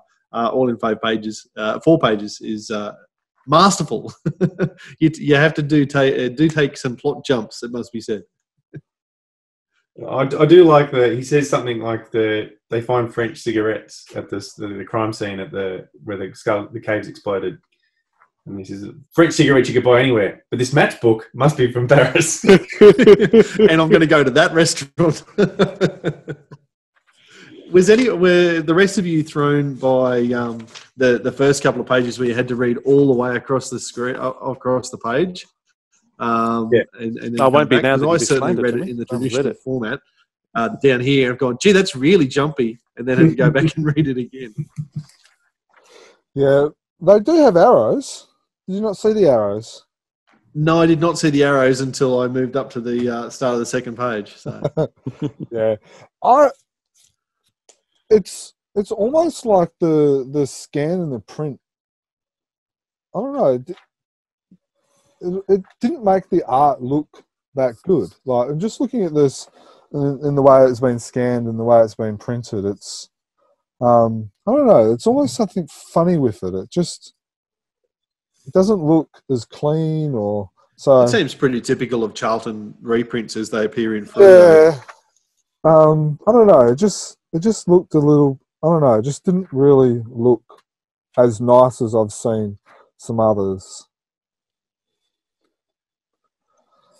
But all right, here's a question. Would you rather see a 4-page Charlton story, or would you rather see letters from the publisher or letters from the fans to the publisher and stuff like that? In this case, the story I think is good. Yeah. Because probably about 70%, maybe even more of the Frew readers, they would have never seen that story before. And we have been getting a lot of letters lately, I think. Well, Yeah. not we, Frew has. Yeah. I prefer to see the extra story. Yeah. Okay, talking about extra stories, we might move on if that's all right with you, Duncan. I think we've spent about an hour on your book. Is that enough there? Yes. You're still awake with us? Absolutely. Just before we do leave 1869, I really enjoyed the people smuggling aspect of your story, Duncan. It's very real, and you think of the tragedy that happened in England late last year, maybe. I think there's the lorry with all of the people that had died in the back of it, and and Jeff has masterfully depicted the Phantom's rage in his face when he realises that that's what's been in these shipping containers, and when they're talking about 10% loss of stock and that sort of thing. So I think that that's a really good storyline to tap into. That everyone from every side of politics can agree that sort of stuff is reprehensible. So before we leave 1869, a final double thumbs up from me. 2 good marks for the story so far. I'm really looking forward to the third part. No, thank you. And I'll listen next Comics and News podcast for your real review of. So thank you very much, guys, for your support and I try to go by the mantra that if you're not going to say it to their face, don't say it at all. So I've got nothing but good things to say.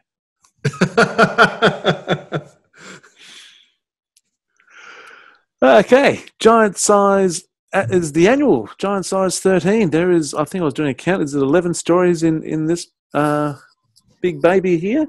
212 pages of retro goodness. It says so on the cover. We have the Terror Tiger. We have Death Dive. We have Scorpius Aftermath. We have the Phantom Ranger. 2 Phantom Rangers. The Shadow, the Raven, Planet Man, Sir Falcon, Catman and Kit, and the Panther. They're nearly everyone. I think, is that everybody? Who have we missed out? Sir Falcon's in there. I think just the whole kit and caboodle is in this issue of Giant Size. Now I've only read the Phantom stories, or what I've seen is the Phantom stories. So that was the Terror Tiger, Death Dive. So that's Glenn Lumsden's part 2, and I did read Scorpius by Shane Foley. There was when we get to that, there's one little point there I was a little bit confused of it because I haven't had a chance to read the last part of the last thing of Scorpius, which had me confused. I did read the new or retelling of the Phantom Ranger's origin. This one doesn't have aliens in it. If I remember, the first one I read had some sort of alien gift to the Phantom Ranger. That's how he gets his powers. This time it's just passing on from the Navajo Indian. And no, I haven't read the Shadow Raven. It starts with currently in outer space. That's the first line of the story. Hang on, are we looking at a different story then? Maybe. Yeah. There's two. Stephen was talking about the old. Is it Peter Chapman?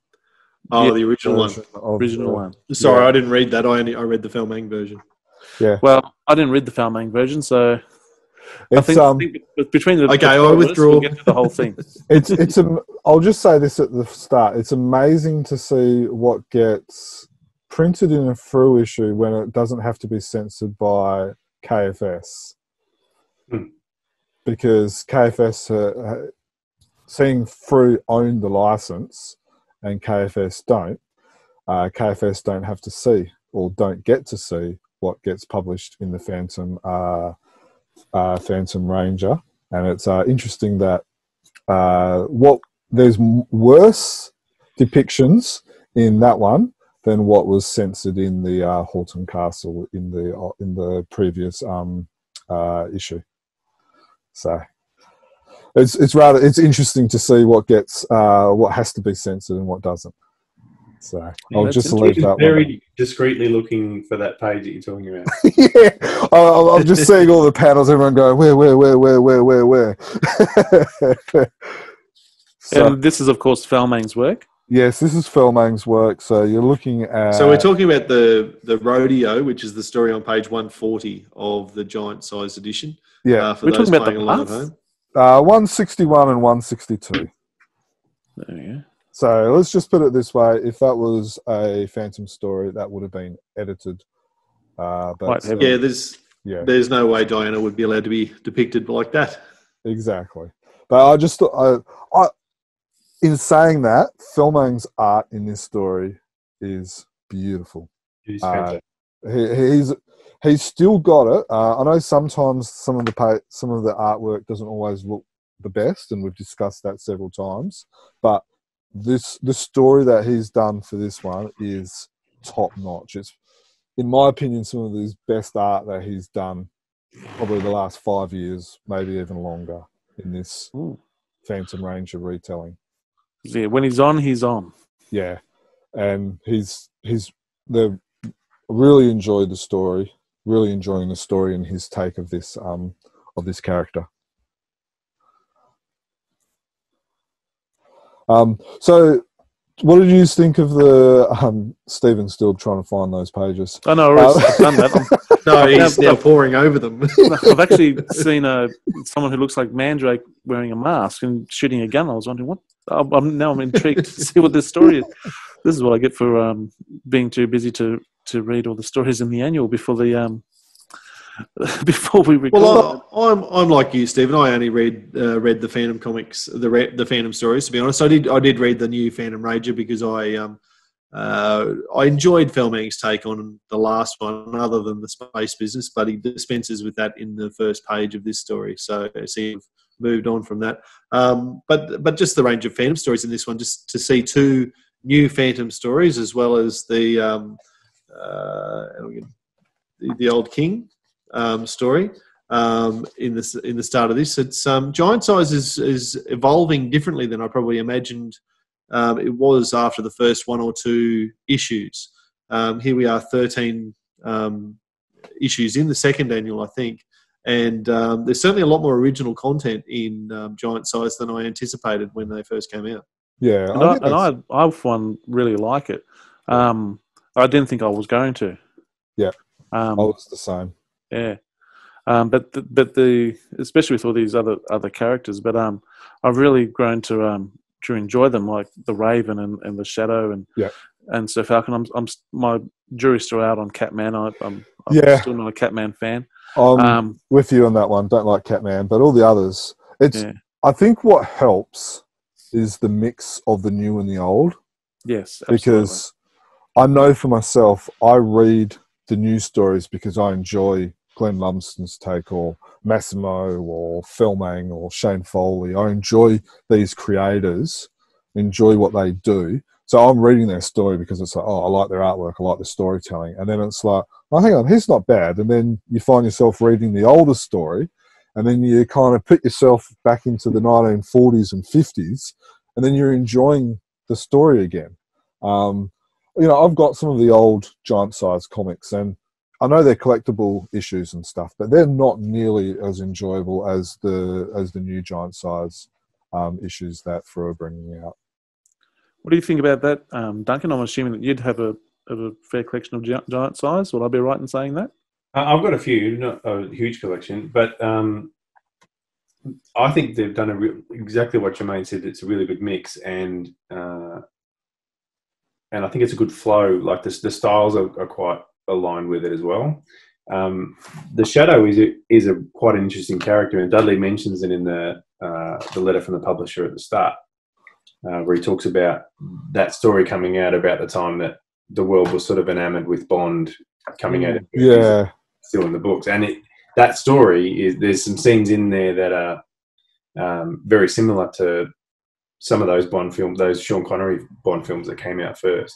And then there is a Bond in the book. It's the first panel in the story, but he gets shot out of a torpedo tube. And that actually is a Bond film. Yeah, that does. And it's got that kind of and in a certain purple-clad hero film, I think someone gets shot out of a tornado tube as well. Yeah. No, I really like it. Now, probably my one negative is that whenever I get a giant size, I always look for the news stories first, and it was hard to find where they were. So I had to and this is how much of how small my negative is that I like to read Glenn Lumsden's and Shane Foley's stuff first, the new people's first, and it was hard to try and find them. Jermayn, may I direct you to the very first, the opening inside cover where there is a table of contents with page numbers beside. I know that's there, but it's like if you actually look at it, you don't. It doesn't say The Shadow, the Phantom, Death Dive by Glenn Lumsden. So if you're only quickly looking at it, it doesn't have the creators or something. Okay. I like to get it and quickly read the story and and stuff like that. But that's my one negative with it. So your negative is you didn't slow down to read the contents page properly. No. too excited. I make it a habit. I make it a habit not to read the message from the publisher because they do tend to give stuff away a bit. That is fair. In the data in the fortnightly issues, I do tend to skip the front page as well and come back and read that later. But I've started doing that now. From not all the time, but I have been starting to do that now. But I think what they're setting out to achieve is exactly what you talked about before. The mix. It's not like first half is new, second half is old. They're going to intersperse it throughout. So it's a deliberate attempt by or a deliberate effort by Frew to get you reading the whole thing and not just the new stories, not just the old stories. So So I think we've done a good overall review.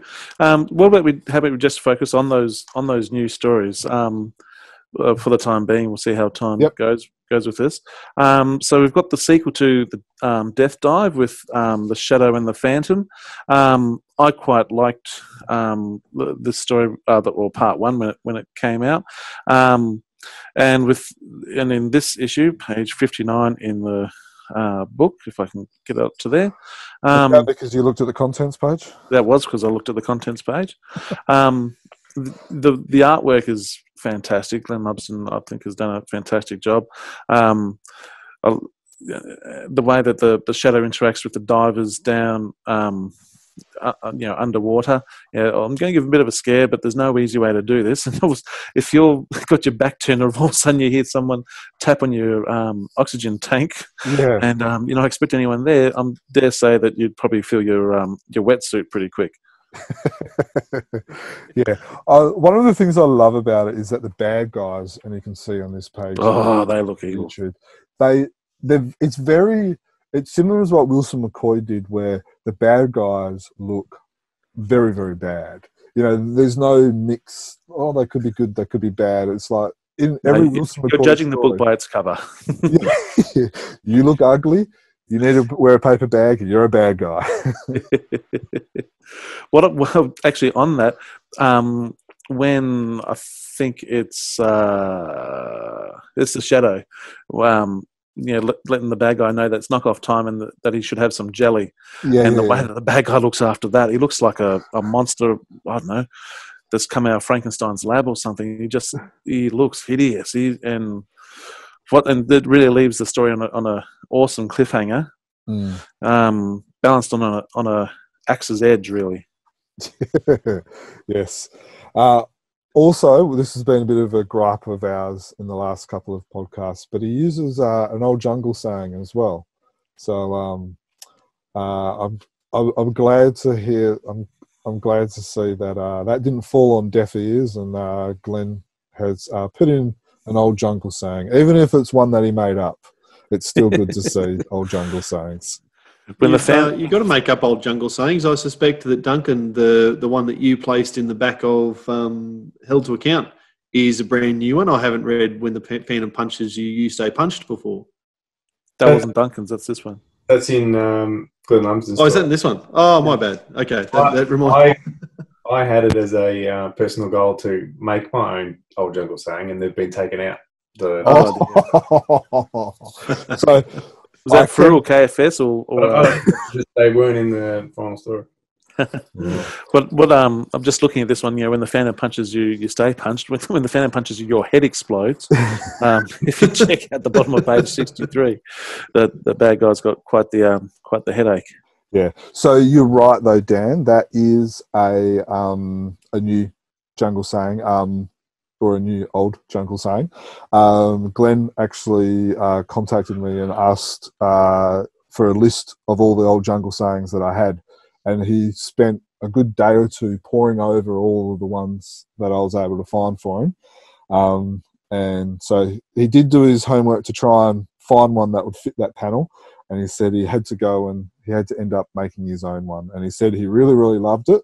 And then he said for his next story, he put in too many old jungle sayings, and so he had to cut some of them out. Now, talking about things being cut out and things being included, just looking at that same page where you stay punched, we have this great big, fantastic panel of the fist with the skull ring coming through to knock the fella's block off. But when the fella first gets tapped on the shoulder, there's a very there's a ring missing. Yes. There's no way around it. It's the Phantom tapping him on the shoulder. It can't be anybody else. Where's his ring? And this could be something that happens just in the publishing process. Is it Duncan? I did enjoy where things just go missing and then inserted or taken out, then all of a sudden inserted. You alluded to that before with a bangle. Well, what I was referring to was on social media when this was raised, someone very quickly put that page online with a missing panel, and the panel is the Phantom putting the ring on in between tapping him on the shoulder. Yeah, and it was I can't remember who it was. It might have been Wendell Cavalcanti, or it was a Phantom artist, I think, who overlaid this panel, extended the Phantom's body down below so that you could see the ring being put on. I thought that was very clever as well. I did enjoy that. I missed that. Yeah, I haven't seen that either. Yeah, goodness me, I've seen a Phantom thing on the internet that Jermayn hasn't seen. What's going on? I feel like I'm missing out on something now. But do you guys like part 2 of Death Dive? Does it kick the story along? Yeah. You're keen to see what happens in part 3 now that is the Phantom going to be able to live forever? What's happened? Has he finally met his match? Yeah, probably my only negative with it is that it's like you get right into it and then it's finished and it's like, yeah, that's what's called a cliffhanger. Yeah, I know. There is an explanation. From the microwave generation, you don't like waiting. Yeah, and with Giant Size, they're 3 months apart too, so I can understand that. We've waited 3 months for this book, and we get 6 pages of the story. Now, obviously, the explanation at the front is about the delays caused by COVID. and all the rest of it. But yeah, it is a little. It would be great to have all three parts put together in a regular issue, I think. Yeah, I don't know. It's you know it's a good issue if this is this and That's the being problem. able to find like the two problems we can find are we can't find the comics. We want more. The story straight away, and we want more. If that's the extent of the problem, Frew are doing a good job. It's a very good problem to have. Yeah. Moving over to Scorpius Aftermath. Correct. I'm reading in the message from the publisher. This is part one of a 2-part epilogue. That's the way I read it, which was interesting. But it has carried on from the story before. We got all our characters back, but the part that's intrigued me, and I need to go back and probably read the last part of Scorpius, but it looks like the Raven was on an assassination mission for something that the Shadow was trying to get sorted. Has there been a miscommunication?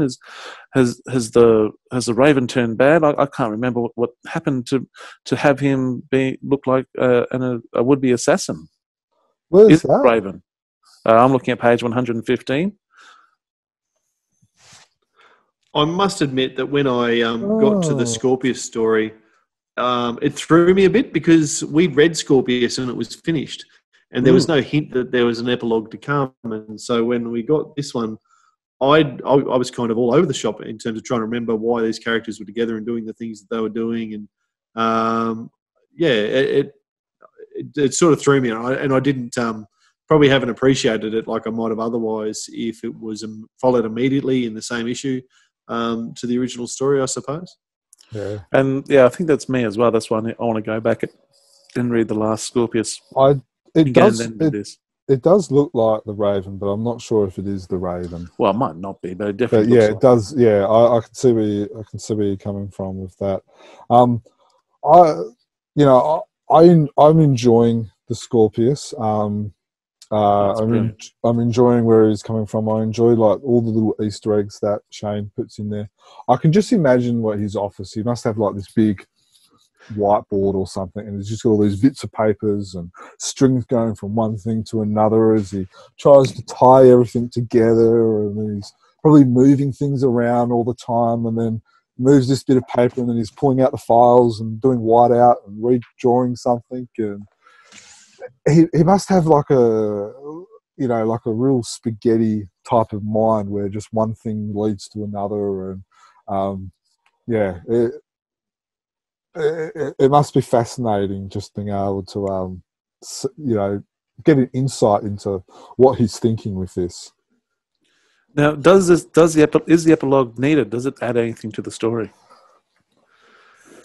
I think it does. I guess we've got to see the second part before we know that, I suppose. As I said, I probably didn't appreciate this one because it didn't immediately gel for me. Now, another exclusive. If you're still listening to us, you deserve to get another exclusive. Is that the next part of the epilogue? I am led to believe actually has been changed due to something that we discussed last time we discussed Scorpius. So I was looking for that in this one and I couldn't see it. No, it's not this one. Sorry, it's the next one. Apparently, the next part has got a change or something to do with something that we discussed in the last time we discussed Scorpius. So, and that's why I'm thinking that he must just be having this big clipboard of just everything that's going on, because it reminds me of the Marvel movies where, you've got all these different threads and they're all coming together and stuff like that. So, I have fun with it, and I have fun trying to figure things out and picking up the Easter eggs, and like the panel where he's got a Cy Barry style picture of the Phantom. It's just there's care, there's a love of the characters, and that's what I enjoy. I enjoy reading it for the fun, but then I enjoy digging into it as well. We can't walk away from this cover without talking about this issue without talking about the cover. That's an amazing depiction from Glenn Lubston as well. Really stunning, I thought. Yeah, very good point. You sound like you're about to say something there, Dunk. Just when Jermayn brought up about the Marvel Cinematic Universe, if you watched Endgame, and this, I'm going somewhere with giant size with this. So if you watched Endgame, you would think it was a good movie.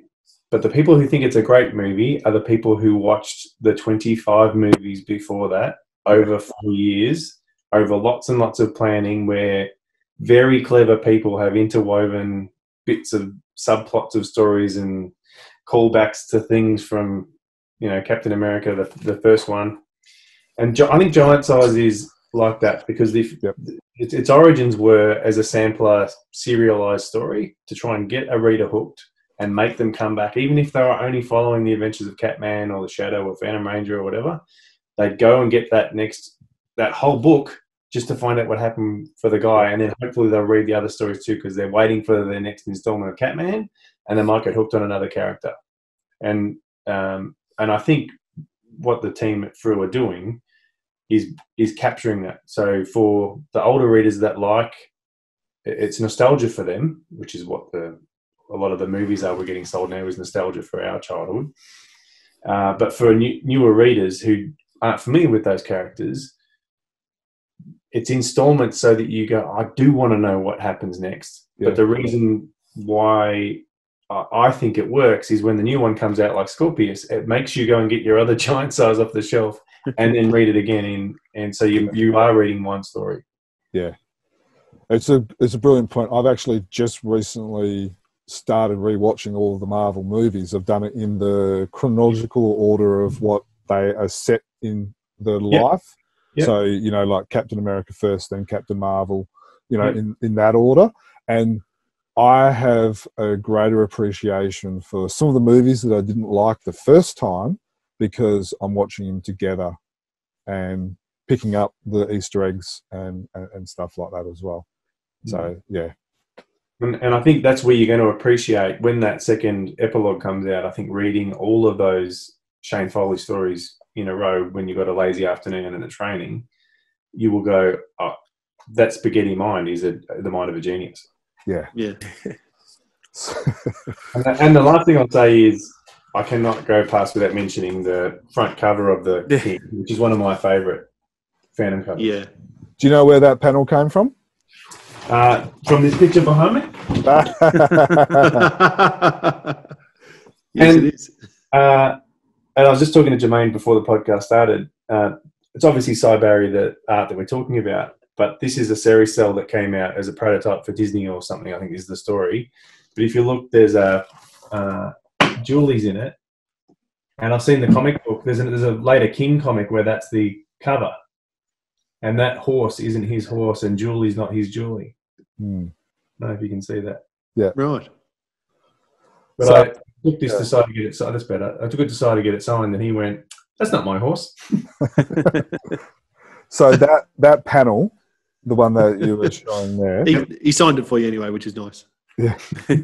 Well, your other one's in. That's it. So that actually comes from the Mysterious Ambassador. When, I haven't seen it in the story, and it is beautifully done. Yeah, so just something a little bit interesting there for those who like little tidbits. Jermayn Parker, Phantom Detective. Okay, kicking on. Are we still sticking on with any other stories here, or let's move on to Fans World. It's going to be a 2.5 hour podcast. I think we're closing. Well, it was always going to be once Duncan joined. Right, so moving on to Fans World number 12. There is a number of stories here in the classic 60s Italian stories. We have Wild Olympics, The Tiger's Claw, The Curse Without Name, and The Condemned Island. Why should we rush out and buy this issue for anyone who hasn't read it? Well, they're fun. The stories are fun. Yeah. This is also the last one. This is also the last ever Phantom's World. Yeah, Dudley. The final one.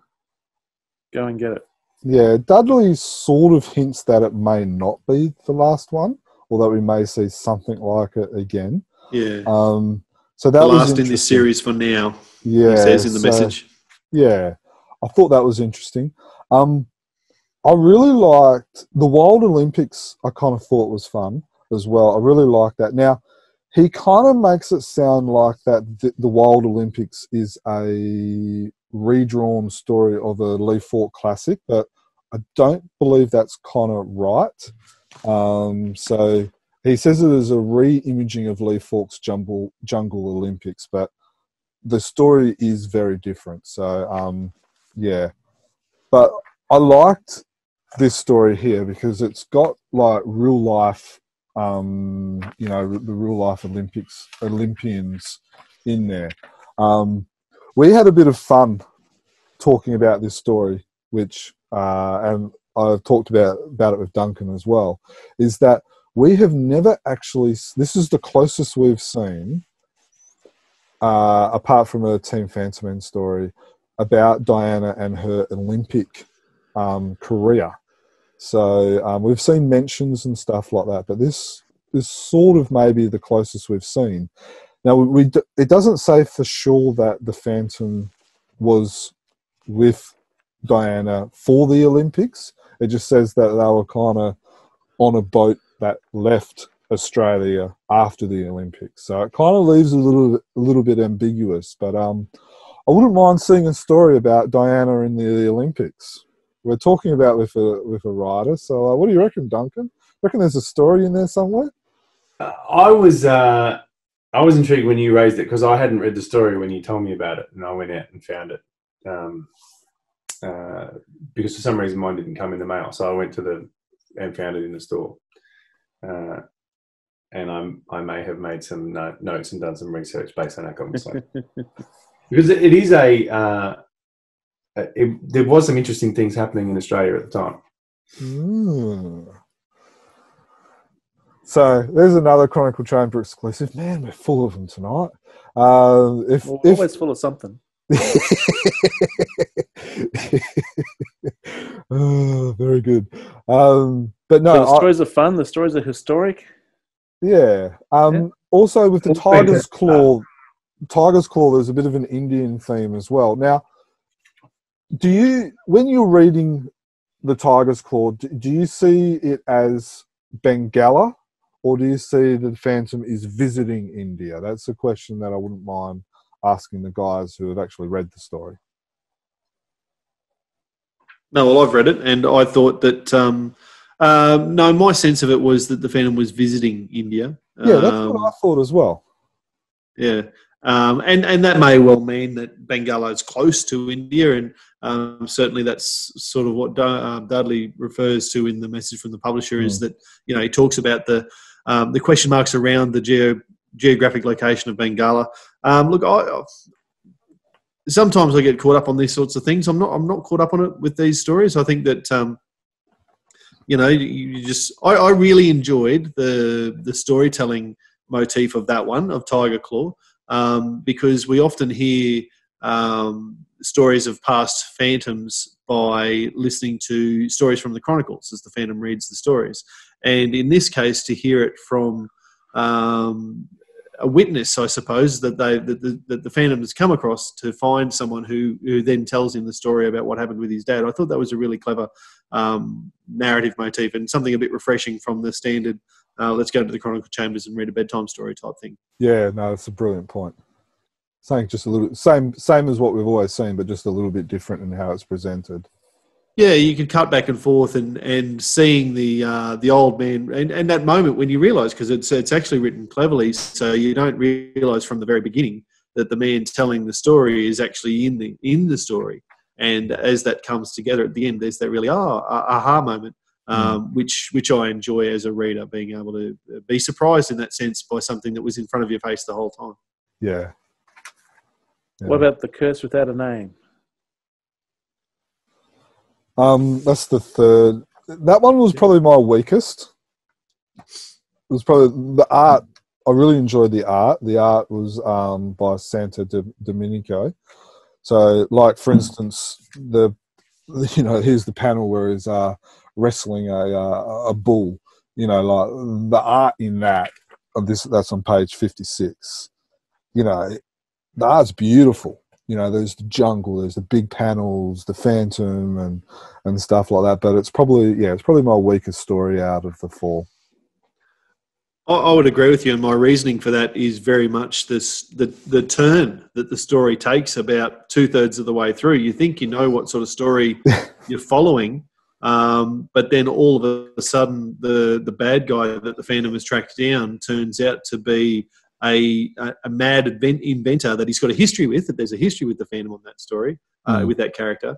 And suddenly it's almost sci-fi. They bust out robots and that sort of stuff. And the Phantom knows enough to smash the photoelectric plates or whatever it is that the robots are, and suddenly just defeats them easily. So the turn that the story took there just didn't fit in with the rest of the story, and so it stood out as being quite jarring in that sense. There's a real Cybarry-like panel as well, if you can see it on YouTube. That's the top right panel on page 74 as well. So that was it was really nice looking at that as well. And Dudley does say in the message from the publisher that if you like Cybarry stories, then you're going to enjoy this issue. And he's absolutely on the money there, because clearly all, I'm not sure if it's 4 different artists, but certainly the artists of this have all been inspired. And there you go, Duncan, if you talk and tell us which panel you're holding up. 73. See it? 73. Oh, that looks familiar.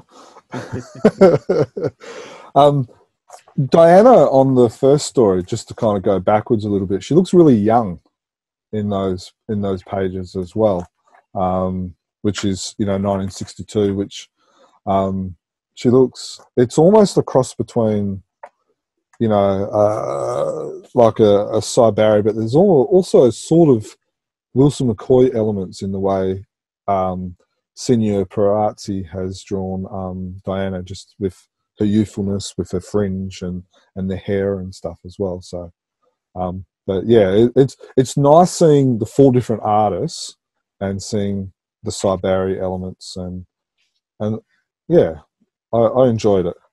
The Condemned Eye. Sorry, what were you going to say? Oh, I was just no, I didn't jump in and talk about Wild Olympics as a story when we were chatting about it, but I really enjoyed it as a reimagining of the Jungle Olympics, and you're absolutely right. It wasn't a retake of a particular Lee Falk story, but it absolutely dovetailed into the Lee Falk universe and the Jungle Olympics universe. It worked really well, I thought. And so in that sense, in terms of it being seamless and you're not having to accept any new elements, I suppose, but just a building on the mythos of the Jungle Olympics, I thought it worked really well. Yeah, yeah. And I think the moral story at the end of that, because for those who not to create any spoilers, but it would be no surprise that by the end of it, the Phantom's recognised as probably the greatest athlete in the world and would win decathlon gold medals and all the rest of it, breaking world records. But the tribes people don't want to leave the jungle and succeed, because they know at their hearts that they would be losing in the jungle against the Phantom. I thought that, I thought it was a really well told story, actually. Yeah, yeah. No, it's all a brilliant point. It's nice and fun. It's clean. It's stories of that era where you can read a comic and enjoy it, and your kids can read it as well, and don't have to worry about illegitimate children and stuff like that. What about the Condemned Island? We haven't heard about that one. Duncan, have you read this one? I did, but I've got a repercharge for Dan. I think on the Curse with No Name, I think you're being too hard and you're being too critical too early. Oh God, there's going to be robots in the third part of your story, isn't there? Dudley has done us a favour, because the Curse with No Name is a story about the Phantom fighting a pandemic. Yes. And what Dudley has shown us is the solution no one's thought of, which is find the robots and punch them in their photoelectric cells. This is the solution that we're looking for. We're going to have Phantom fans charging 5G towers now, you know that. But the Condemned Island, Steve, I thought it was an interesting story, and the art again was fantastic. This whole book is just beautiful pages of art, and I will forgive any weakness in the story, given that they're old and they've been translated from the language that they're in, and there were people filling a gap at the time. And I think that the art holds up, and the stories are reasonable for what they were, and enjoyable. I really enjoyed that panel at the bottom with the silhouettes. I think for me, I enjoy Phantom's World because I enjoy the art from that era. So when I see, and I enjoy learning about artists who have done the Phantom from different countries, different cultures, and having a look at their influence and stuff like that. So for me, this is a perfect series because it intrigues me and adds to my knowledge and my interest levels of what I find. And I know it's probably the same as you, probably Duncan. I know you, you enjoy the art and stuff like that. I can tell by what's behind you, and so it's probably very similar as you, where you get to sample some of the Italian and European artists and stuff like that. And these are beautiful examples. Some of the early Phantom's World I sort of struggled through, whereas the more recent ones I've really enjoyed. Yeah. Well, very good. Well, you guys have really sold it to me. Well, I know I've already bought a copy, but I hadn't read it, so I'll very quickly over the next couple of days make sure I have a read. Well, Steve, I reckon from my own point of view, I reckon this Phantom's World number 12 is probably just about the best of this whole series. I think they've gone out on a real high point. Yeah. My controversial opinion is that the Phantom's World got lost a little bit when the Queen Saba series came through, and having half of books devoted to that, which became quite meandering, and for all the reasons we talked about on the podcast at the time, I did not enjoy as a Phantom story. Once they focused on what they almost said right at the beginning was their core belief, which was to bring back old stories from other countries, that's when it really hit the mark for me. So. Yeah. I really enjoy some of these classic covers reused for the Phantom's World. I believe this one, I think probably for the last 4 issues, they've actually been old covers that have been reused as well. So this one, I believe, was originally a Team Fantomen story. It's Filmang and Wolack, I believe it is. And then it was also used on an Italian comic that was released maybe 10 years ago as well. So for a lot of Frew readers, this is the first time they've probably seen this cover. But so it's good because it's a brilliant cover, and so it's good to see, everyone getting to enjoy it rather than just the people who know comics from outside of Australia. Excellent. So. All over, the 3 issues that we've reviewed today have been overwhelmingly positive. And if you haven't got yourself a copy, go out to your local news agency and pick them up, or your local comic shop, or you can always subscribe direct from the publisher, direct from Frew Publications, and get them that way. So, not for Phantom's World. You've got to go to the shops and get it. Mine didn't turn up in the mail either, Duncan, and I had to actually scramble and purchase it today for a last-minute read, because I just assumed it was going to be in the pile and it wasn't there. Well, you got to... And I guess you haven't got your Phantom's Universe card as well then. That came along with it. Correct. That's so just, I guess that's a good point that you raised. So... I'll do that. Especially at this time of the night. Normally you're asleep by now. I'm looking at the time. I'm thinking, I really, really want to. If you fall asleep, you might just sleep the whole night out there, and your wife. You'll be an icicle if you sleep out there, Steve.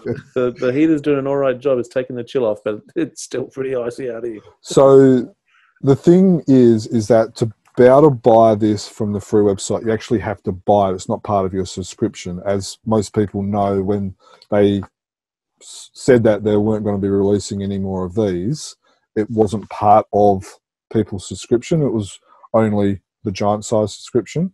So if you haven't actually physically brought it from Frew, it wouldn't be coming in your mail.